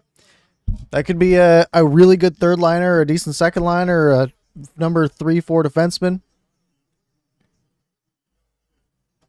Top Down Hockey says, Blackhawks select Sam Rinzel 25th overall. I ranked him 126th overall. But hey, that's what they want to do. That's what they want to do. That's fine. That's fine. That's fine. Isaac Howard's still on the board. Brad Lambert's the big one, still on the board. The Montreal Canadiens are now on the clock. Any highs from the media availability for Patrick Allvin? Not really. All right.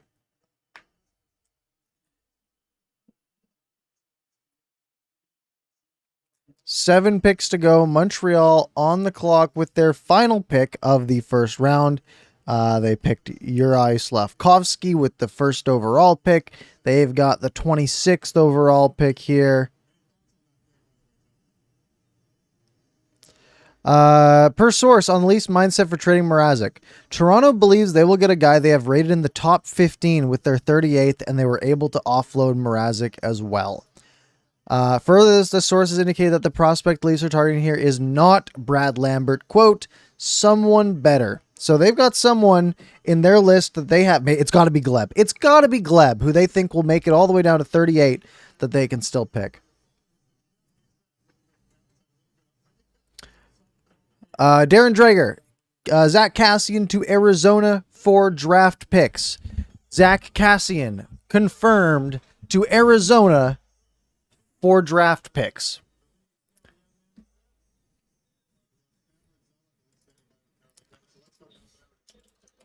EDM trades Zach Cassian to Arizona. Oh, does it cut off here? I need to... How does that work? It's supposed to scroll forever. Why does my ticker get cut off? It's too long, folks. All right, well, it's good enough. I'm not going to try to fix it. We're going to be here for another like 30 minutes tops. And then we're going to move on to the round 2 where the Canucks don't have a pick.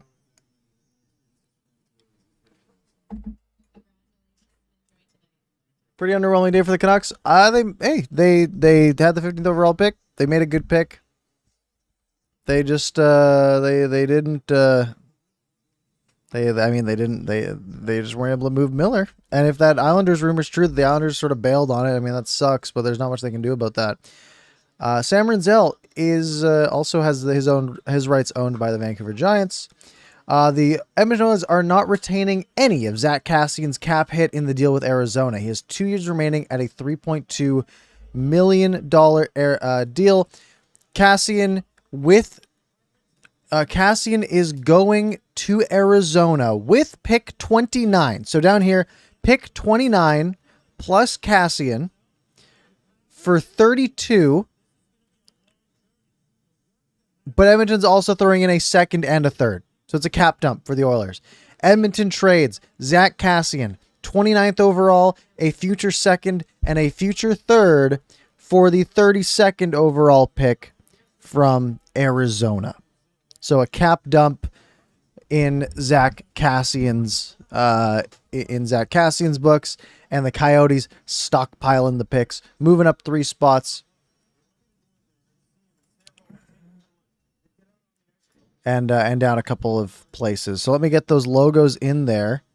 I already have a Yotes logo. Let's copy that. No, that's not what I wanted. I want the Coyotes logo. Why does it keep copying the Blackhawks one?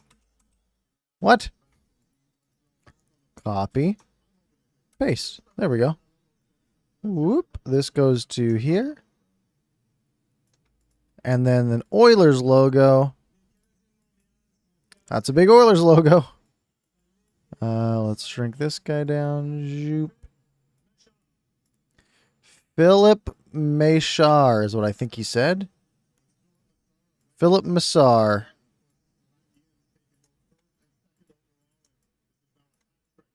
All right, Philip Machar. We had him ranked 26th. He goes 26th to the Habs. Philip Machar. Which means San Jose has the next pick in the draft. Let's take Machar off of our list. And let's see, our next name is David Goyette. Is our ranked 39. So Brad Lambert still on the board at 26 and now 27. JC Van Dan saying I prefer for the Canucks to get a first in next year's draft. Anyways, yeah, I'm kind of in the same boat. I just like getting guys, you know. Let's get some guys. The third Slovakian off the board, by the way. All right, San Jose on the clock for the first time tonight. Keep in mind they had the 11th pick. They traded it to the Arizona Coyotes. I don't remember what for. What was that? Was that part of the... Which trade was that a part of? There's been a few. Is it part of the... No, it wasn't part of the Romanov trade. I don't know. They did something. Can't believe the Islanders bailed last second. It's tough. If that is what happened. So San Jose had the 11th pick. They now have the 27th pick instead.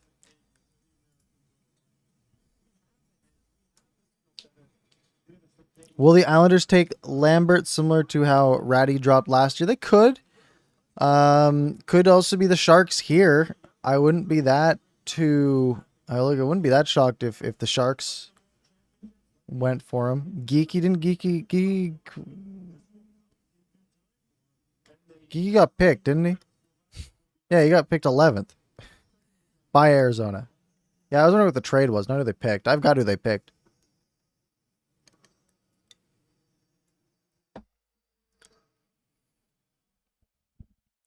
So Lambert, Kulich still available. Isaac Howard still available. Lots of guys still available. Gleb is still on the board.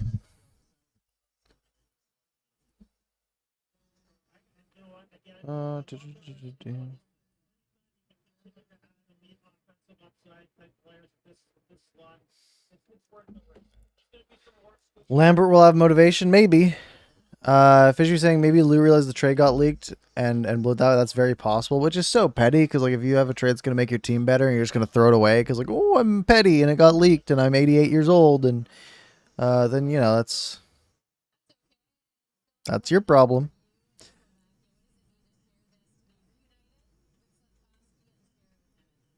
They are interviewing Masar. San Jose's on the clock for another 2.5 minutes.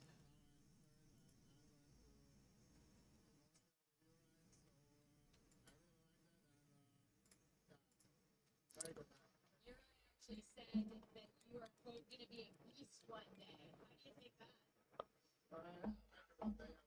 All right.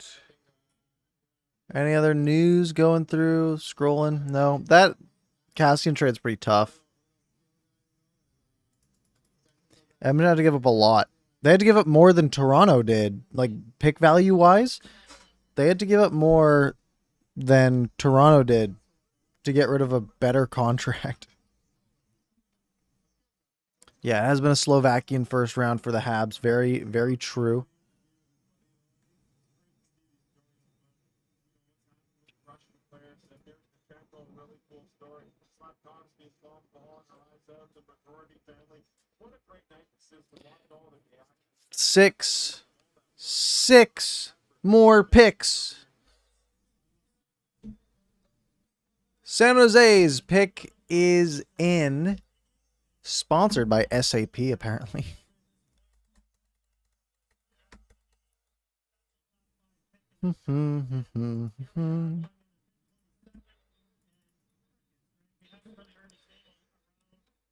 Any Brad Lamberts? I'm going to bet it's going to be Brad Lambert. We got Lakari Mikey where you highlighted as red. Now, I highlighted him as red because he was too high. Yesterday, Duba said he was very happy with Mrazek. I hate to tell you this, Trevor, but he might have lied in that case.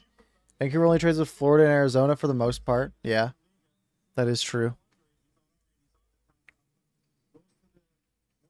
They are just talking about Lambert. I don't even think he's at his table or at his chair. You say he goes tomorrow? I think the Canucks should, I think they should. I just, like, if I'm the Canucks, I'm saying, hey, take a shot. You know, why not? Who do you got to trade? Who do you got to trade to get like the 40th overall pick? Right, 3rd and 4th. Who cares? You could have upside there, right?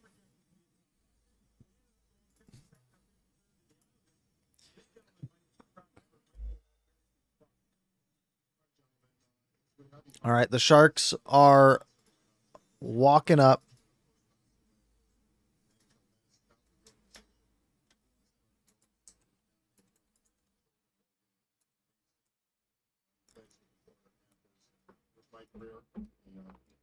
Mike Greer, who I think got the job like 2 days ago and is now drafting.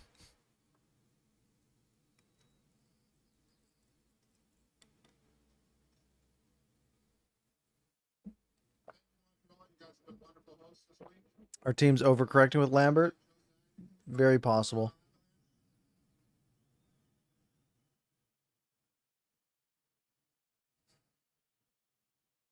Before we make our selection, on behalf of the Markman family and the San Jose Sharks organization, I want to express our sincere thanks for the outpouring of love and support that we have received over the last 24 hours. In response, for the sudden loss of our beloved friend and colleague, Brian Marchman.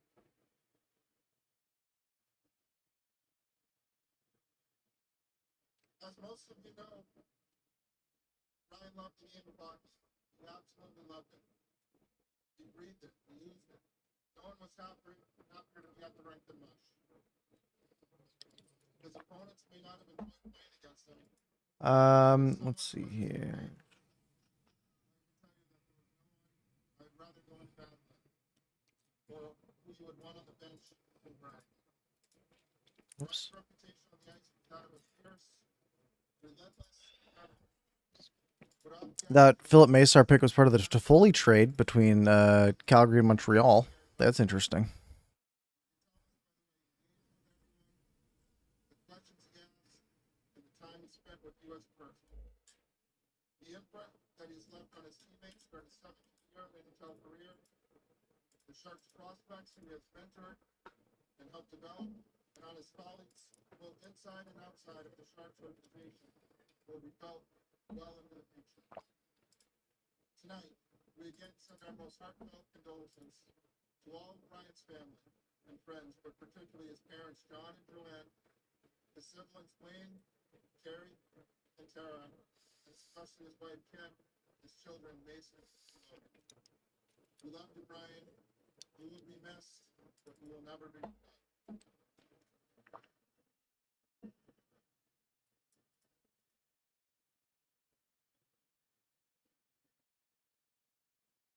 To make our first All right, here we go. San Jose. Doug Wilson going up to make the selection.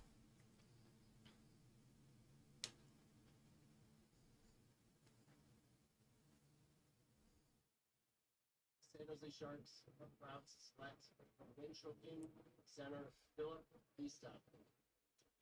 Who? Whom? Who? Who is that? Oh, Philip Bystedt. Okay, that's not a name on my list, folks. That's back-to-back Phillips, which is odds on that have to have been low. Where's Philip Bystedt? 43rd on our list, and they take him at 27. Well, I'm going to take him off the list, but we're not even going to get that low on it today, so there's no real need to. But he's off the list, I guess. All right. Philip Bystedt is off the board. Lambert still available. Kulich still available. Isaac Howard still available. Bob McKenzie had Ryan Chelsea pretty high up on his board as well.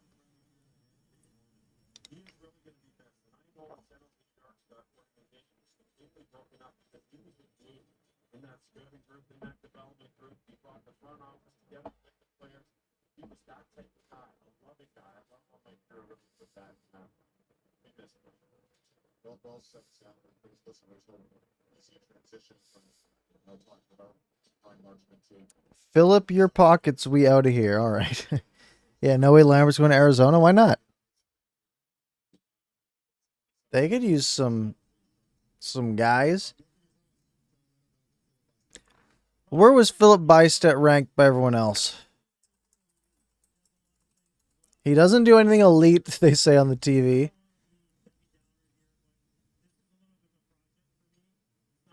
All right, here's the rankings. Elite Prospects had him at number 70, which would be a third rounder. Bob had him at 42. Craig at 69, also a third rounder. McKean's at 60, close to the third round. 35 by FC Hockey. 34 by Recruit, 39 by Dauber, 38 by Draft Prospects Hockey, 60 by the Puck Authority. So in general, seemingly a reach to take him at 27th overall. Not a huge one, but seemingly a risk, especially with some of the names that are available. Big guy though, 6'4", 205 center, Swedish. We love the Swedes. 2 points in the SHL, 11 points at the U18s. That's not anything impressive to me, but yeah, he did sure jump up.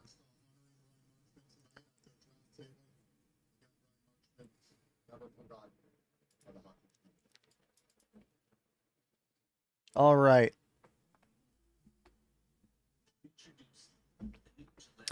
Well, folks, we have 5 picks remaining in this 4-hour basically marathon that we have battled through together. I'm getting allergic. I appreciate you guys all being here, though. It's been fun. It's been fun. I think I should have just gone to 15, but it's been fun. They could still trade JT Miller, guys. It could still happen. Miller to Buffalo for 28, Levi, Quinn, and a third. If they take Brad Lambert, I'm down. If I'm down to move up to get Brad Lambert. Let's go. Do something. Go get Brad Lambert.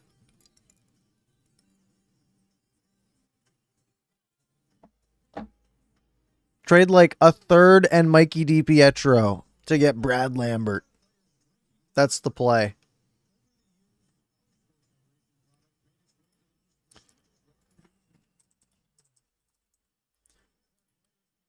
Where was Brad Lambert ranked and everything? I mean, Craig Button, 42. But even then, that's not much of a reach. Or a second and pick Gleb. Okay, Trevor, you're thinking. You are thinking, and I respect that. I do really respect your thinkingness. Maybe he needs to lose some weight as a marathon.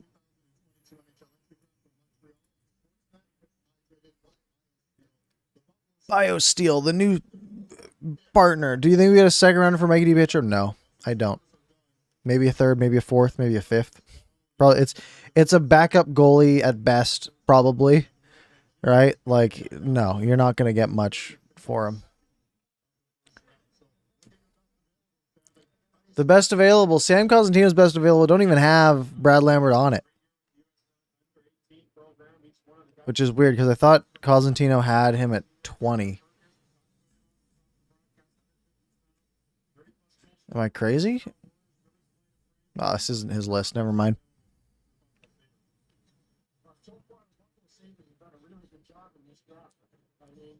All right, the Buffalo Sabres are on their way up to the podium to make pick number 28. Pick number 28 for the Buffalo Sabres. The pick is in. They're walking up to the podium. Gary Bettman has to shake every single hand. Yes, they already picked twice today. Yes, you've already shaken all of their hands twice today. But that was hours ago. You got to shake their hands again because we need this thing to take as long as possible. You know how many commercials we can fit into this thing? How many BioSteel plugs? How many betting ads?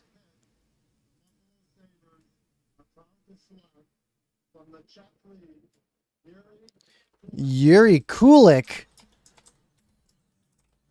who we had 19 on our consolidated list, and he comes off the board. Isaac Howard moves up to the number 2 spot, and now we see another elite name join the ranks with the 40th rank. Okay, actually, I missed one. First, Seamus Casey. There's a guy named Seamus. That's awesome. Luca Del Belbeluz. That's awesome. I want that guy too. I want Gleb, I want Seamus, and I want Luca Del Belbeluz. That would have been a perfect draft. All right, 4 picks to go. Yuri Kulich, very, very highly touted in these rankings. Good finisher. Can score a bunch of goals, which Buffalo could use. They could use some goals. Goals are always good.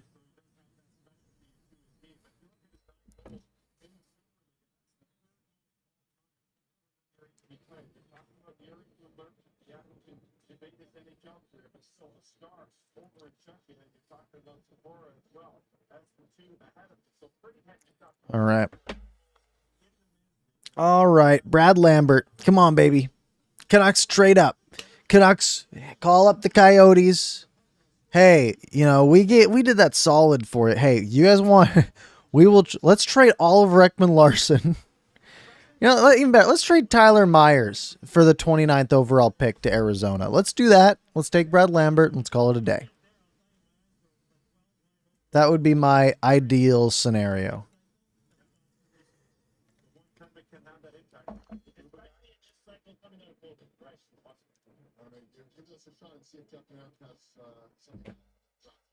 Well, no, it's just that, going into this draft with the Buffalo Sabres, and you guys have hit on a lot of the main points. If you have a look at the Buffalo Sabres on the back end, they are completely set right now. The big three All right, they're talking about how the Sabres are so good on defense. Arizona will take bad contracts. Exactly. But here's the thing. To them, maybe Tyler Myers is a good contract. Myers, OEL, Garland, and Miller for 32, 36, and Dylan Gunther. Well, the Coyotes have 29, not 32. Because here's the trade. Zach Cassian. Edmonton's third-round pick in 2024 and Edmonton's second-round pick in 2025. Wow, they traded a 2025 second. In this year's draft. Wow. So Canadian teams are Oh my God, Ken Holland is soaked. Oh my God, he looks like he is drenched in sweat. He looks like he's really not happy to have made that trade. Jeez, that shot of...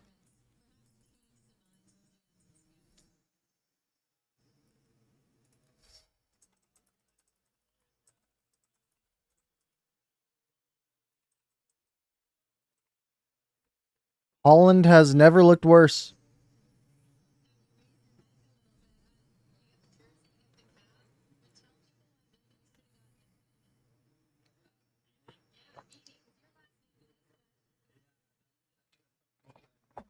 All right. 29 even better. Take Lambert. Then Isaac Howard or Seamus Casey. No Isaac Howard. No Seamus. We want Luka Del Belbeluz and Gleb Trikazov. All right. We only want Gleb.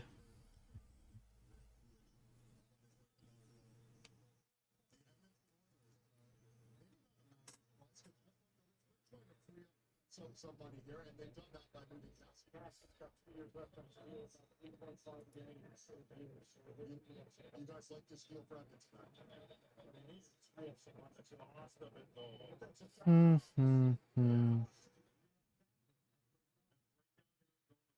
exactly what they've been planning to do, and they continue to execute. Well, they slide 3 picks. How big a difference is 29 to 32? Well, for this year, Joe Sakic said he's going to get Georgiev signed by the end of the weekend. That's fine. Jets get Lambert. Thoughts? That would be good for them. Should we draft? Yeah, they could draft. There's an Elias Pettersson in this draft, right? And there's also a Jack Hughes in this draft. and it's because of the cap situation. It never used to be like that here. Like when you traded a player out for 1 year, that was like a big deal. Now we're like 3 years old. All right. Arizona's pick is in. 4 remain. This is pick 29 out of 32. It's coming. I bet that they go with Jagger Furcus. That's going to be my bet. That's a very Arizona name, in my opinion. Can I see a trade for the second round for Jack Hughes? Yeah, that would be sick.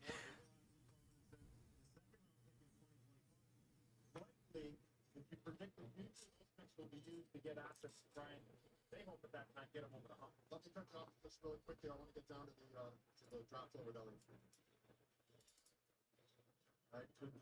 Jets took a long shot at pick 14, and when they took Rutger McGroarty and then take 14 for pick 30, they could do that, and then they could, get away with that and just say, yeah, just pretend we picked this other guy first.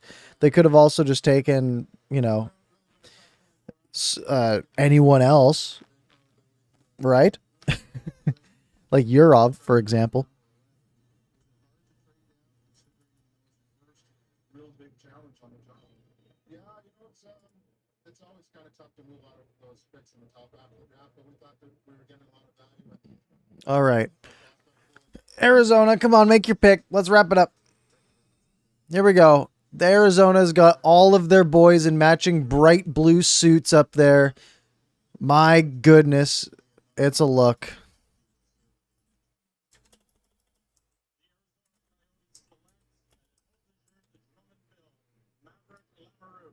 Who? Maverick, I don't know how this is spelled, but Lamoureux? Can you show the name on the screen, please, Sportsnet? Because I got... I'm going to say Lamoureux.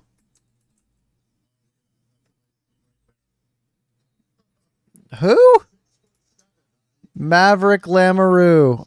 Oh, boy. This is our first really off the board pick, boys. This one's not even on our... This isn't even... We had him 56th. I did spell it wrong, by the way. Lamoureux. Lamoureux. Maverick Lamoureux. Big boy. Big boy. Big boy Lamoureux. Maverick Lamoureux. All right. Who is Maverick Lamoureux? Good question. I've never heard of him before. He is a 6'7" defenseman. Only 200 pounds is crazy at 6'7". Right shot, 6'7" defenseman. Every ranking, the best ranking he had, 39th. There's a 111 in here. There's a 62 in here. 44, 58, 56, 84, 57, 46, 72.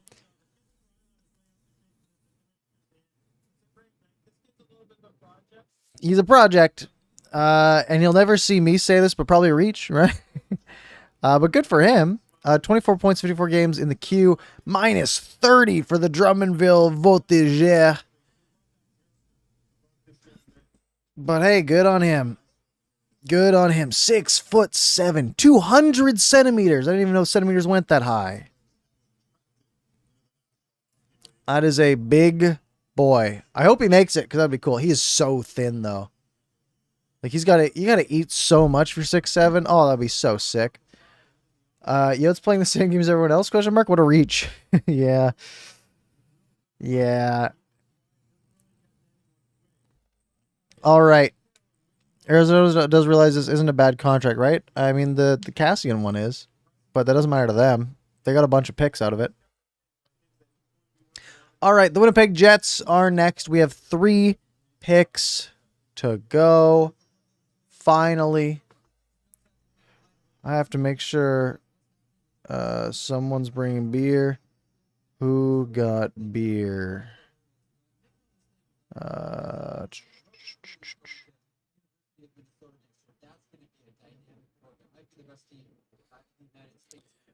All right. All right. 3 picks to go, folks. We have survived the long, arduous 4-hour NHL draft nearly. Is it going past 8 p.m.? It's going to be close. If Winnipeg were to use all their time, if all 3 teams used all of their time with no other breaks, that would take us to 7:57. So obviously we'd get over in that case. If Winnipeg, if they all just like make the pick, just go up, get Gleb, call it a day. Say, yeah, we got they'd be like, what was your thought process behind drafting Gleb Trikazov? He says his name was Gleb. Question answered, move on. So they should just go make the pick. You don't need 3 minutes at this point. As bad as some fans think we have it, as Canucks fans, thank God we're not Arizona fans. You say that, but it's warm there. And that's nice. They sent Kyle up to Maverick's dad, who was crying. That's sweet. He's very, very Quebecois.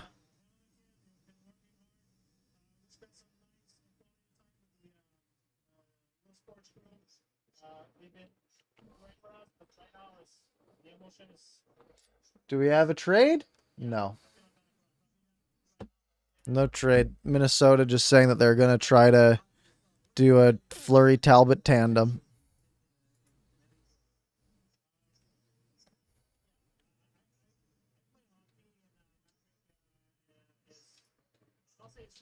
I spelt Maverick's name wrong. I put a K in it and there's no K. Super nice role with the Arizona Coyote looking physical. And All right, Winnipeg's pick is in. Canucks waiting until pick 32 to announce a Miller extension. They could do it.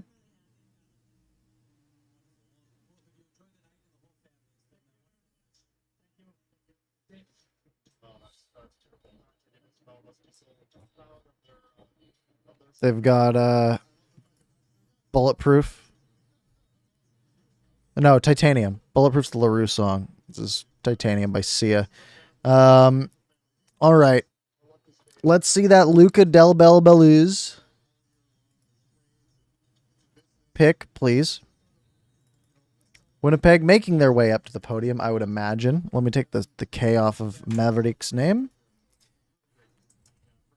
All right. The Winnipeg Jets, their second pick of the night. Earlier on, they took Rutger McGroarty.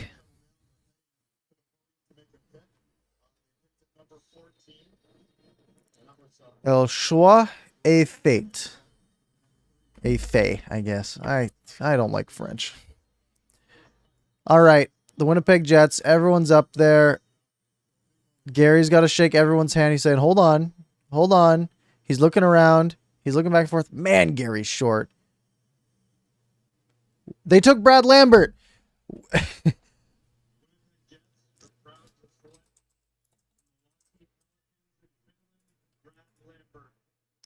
They went with Brad Lambert. He's off the board at 30th overall to the Winnipeg Jets. Formerly considered top 5, top 10. Dropped down to about 14. Some rankings had him around 30, and he goes at 30. At this point, it's sort of it's a good shot to take.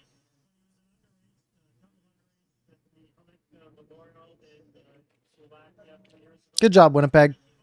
Way to take a shot. At 30th overall, you might as well, right? Take a swing. What, you're going to take the safe pick and get a guy who might be like a low-end second liner at best in the future, right? No. Why would you? Send it.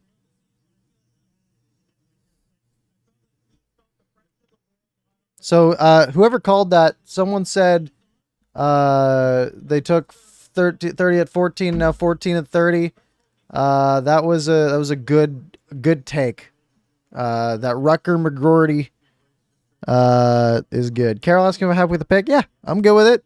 Lemela, I already forgot his name. Lekari Maki. Yeah, very, very happy. I think I would have preferred Kemmel just because that's where the consensus was, but I'm glad that he dropped the Canucks. It's big. All right. 2 more picks to go. We have the Tampa Bay Lightning, the Stanley Cup losers this year. Losers. And then we got the Edmonton Oilers, who just traded down 3 spots to get rid of that Cassian deal at plus a couple other picks.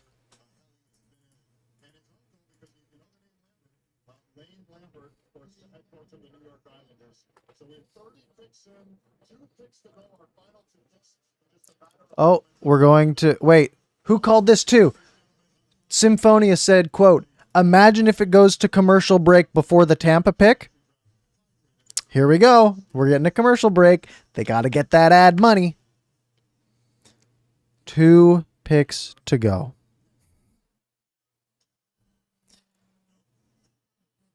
We are at 7:54. Well, this is going to end at about 8:05. Literally 10 minutes before I'm supposed to leave, which is just hilarious. It's just hilarious. Because of course it would go that long.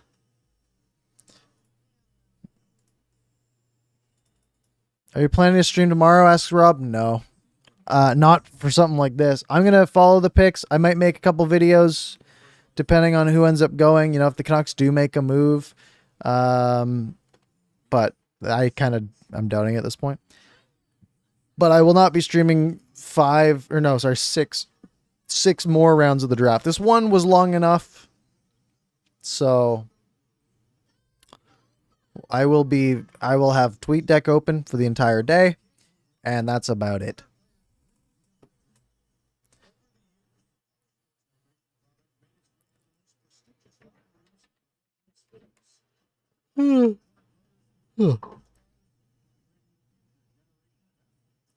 Gotta get another BioSteel ad. True. Thanks for streaming this as Quattrob. You're welcome. You're welcome. 4 hours in. We have hit a total of 2,000 total clicks, though, on this, which is great. Love that. What we're going to do, by the way, right as that last pick comes through, we'll throw a couple of memberships out there for you guys who stuck with us the entire way. And I think YouTube weights it towards people who are more interactive in chat. So those of you who have been hanging out the whole time, you might get lucky. So DoorDash. Wow, return it, Depot.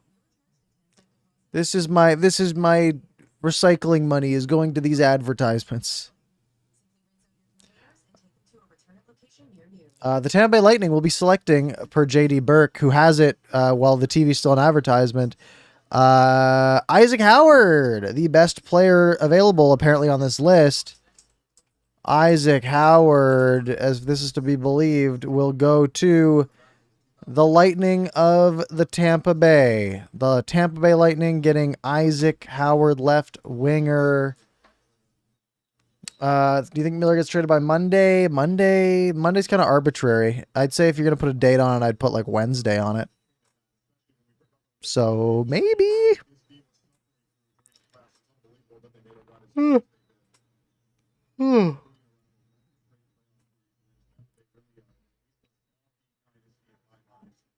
is the highest pick since Cal Foot.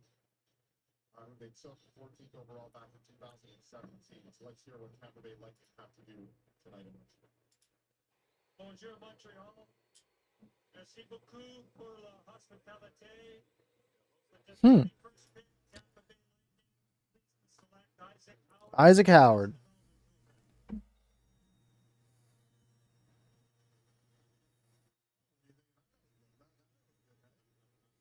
All right.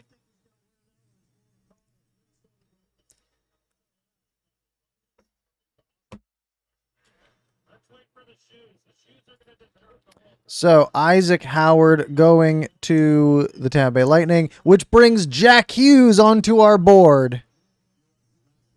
Yeah, that fit was sick. That fit was fire. Agreed.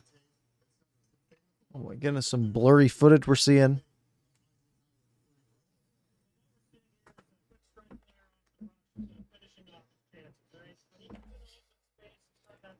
Isaac Howard had the Star Wars song as his like walk-up song, which is pretty fire.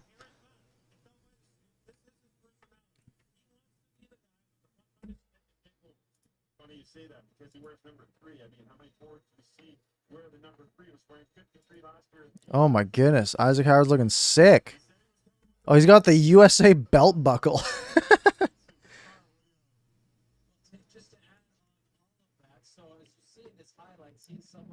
Yeah, this guy's well dressed.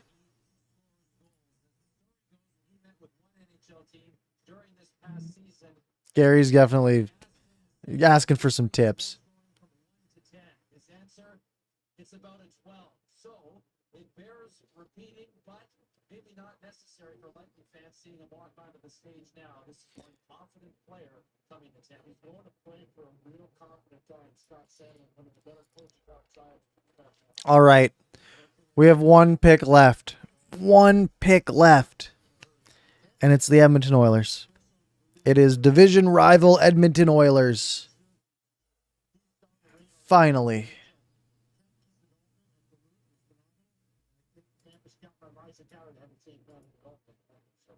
I want to point something out though here. This from a scouting Patrick Bacon, Top Down Hockey, had Isaac Howard 5th overall, which is crazy. We're not past 8 p.m. yet. You think it's going to be Furcus as the final pick for the Oilers? Yeah, it's a lot of defensemen there, eh? So if they want to go forward, it's Furcus or it's Gleb. Or Luca Delbeluz. What position do I play? I play D. I prefer forward, but defense you get to play more. Because you get like 3 forward lines, but only 2 D pairs. So I get to play half the game. What were the big surprises? Big surprises were the drop from Shane Wright. You know, he was supposed to go 1, maybe 2, maybe 3 at worst. Drops to 4. Other than that, there were some big reaches like Rutger McGroarty, and some other similar names like Leon Bixell. Nathan Gaucher wasn't too much of one. Otherwise, not too many surprises, right? The Kirby Doc trade was pretty slick from the Habs. Yeah. Not too many big surprises. I guess the fact the Canucks didn't get anything done, really, is a bit surprising. Ty just saying the Leafs are dumb. Out of nowhere. Top rope. Love it. Fair, I guess. You're saying the Arizona got abs for Kemper trade. Okay. Yeah, I guess those are your surprises. All right. One more round. Or not one more round. If it was one more round, I would be done. It is one more pick. Next one saying you honestly think Leiker Mackey will be something? I think he was one of the best shots you could have had at that point. I think he's got a real shot at, he's got as good a shot as anyone else. 15th overall pick? Yeah, you could have a guy who turns out to be a second liner. He's got a hell of a shot, right? Even if he's just like a power play specialist who sort of plays in the second line, I think you could have someone decent there. The Oilers are taking their sweet time, as for sure. Hello, Francois. I'm not sure where all of you people have come from, considering the number of people here just doubled. So, hello. Welcome. Just in time for me to be absolutely exhausted and ready to wrap this thing up. This 4-hour marathon it has been. Thanks for the great show, says KFC. Thank you very much. Hello from Ontario. Hello, Ty. The pick is in for the Edmonton Oilers. The pick is in.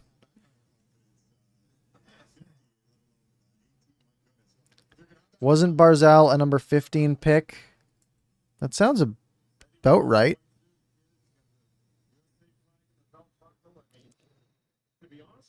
All right, here come the Oilers to make. Is this the first pick of the night? Yeah, they haven't made a pick yet. They were supposed to have 29. They moved down to get rid of Cassian. So here we go. 32nd overall. Ken Holland, who looked like he was sweating up a storm.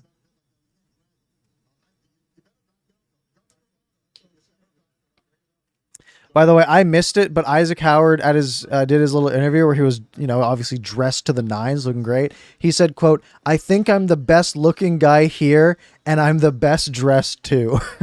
That's sick. That is so sick. All right, the final pick. The final pick of the first round.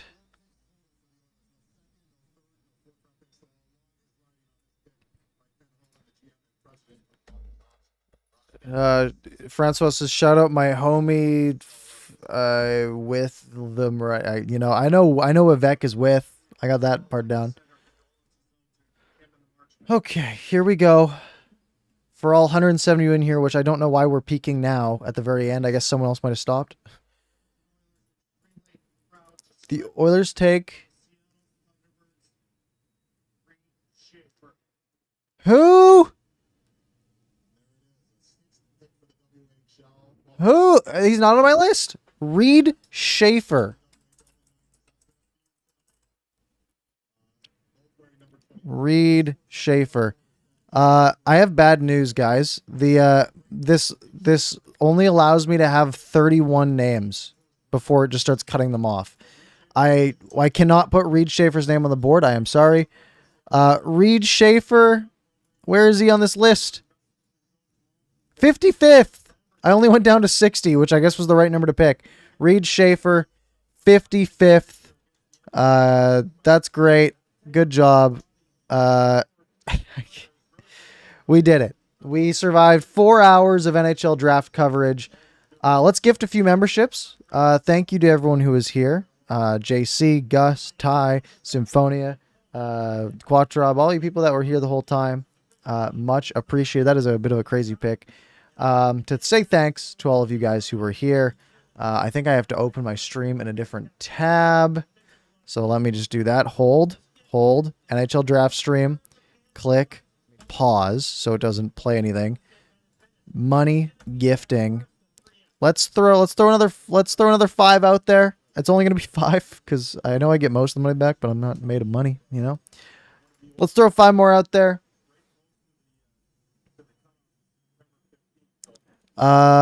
Gift is coming through. Thank you guys all very much. Oh wow, I get a little animation up there. That's fun. That's cool. It should be random. The Beck's got one. And I guess it's only going to tell me one person who got it. Coach Rob, Ann, Debut Hunter, and the 4th one I'm sure will come through momentarily. Or the 5th one will come through momentarily. Everyone, thank you all so much for hanging out tonight. It was a lot of fun. The next stream, we might do one like the night of free agency. The sort of like a recap there. Hope, thank you for joining as a VIP. Appreciate it very much. 15 months. That's crazy. That's crazy. Philip got the last gift. Welcome, Philip. All right, folks. I got to run. I got a hockey game. I'm on the ice in an hour. Have a lovely, lovely night. See you all later. Goodbye.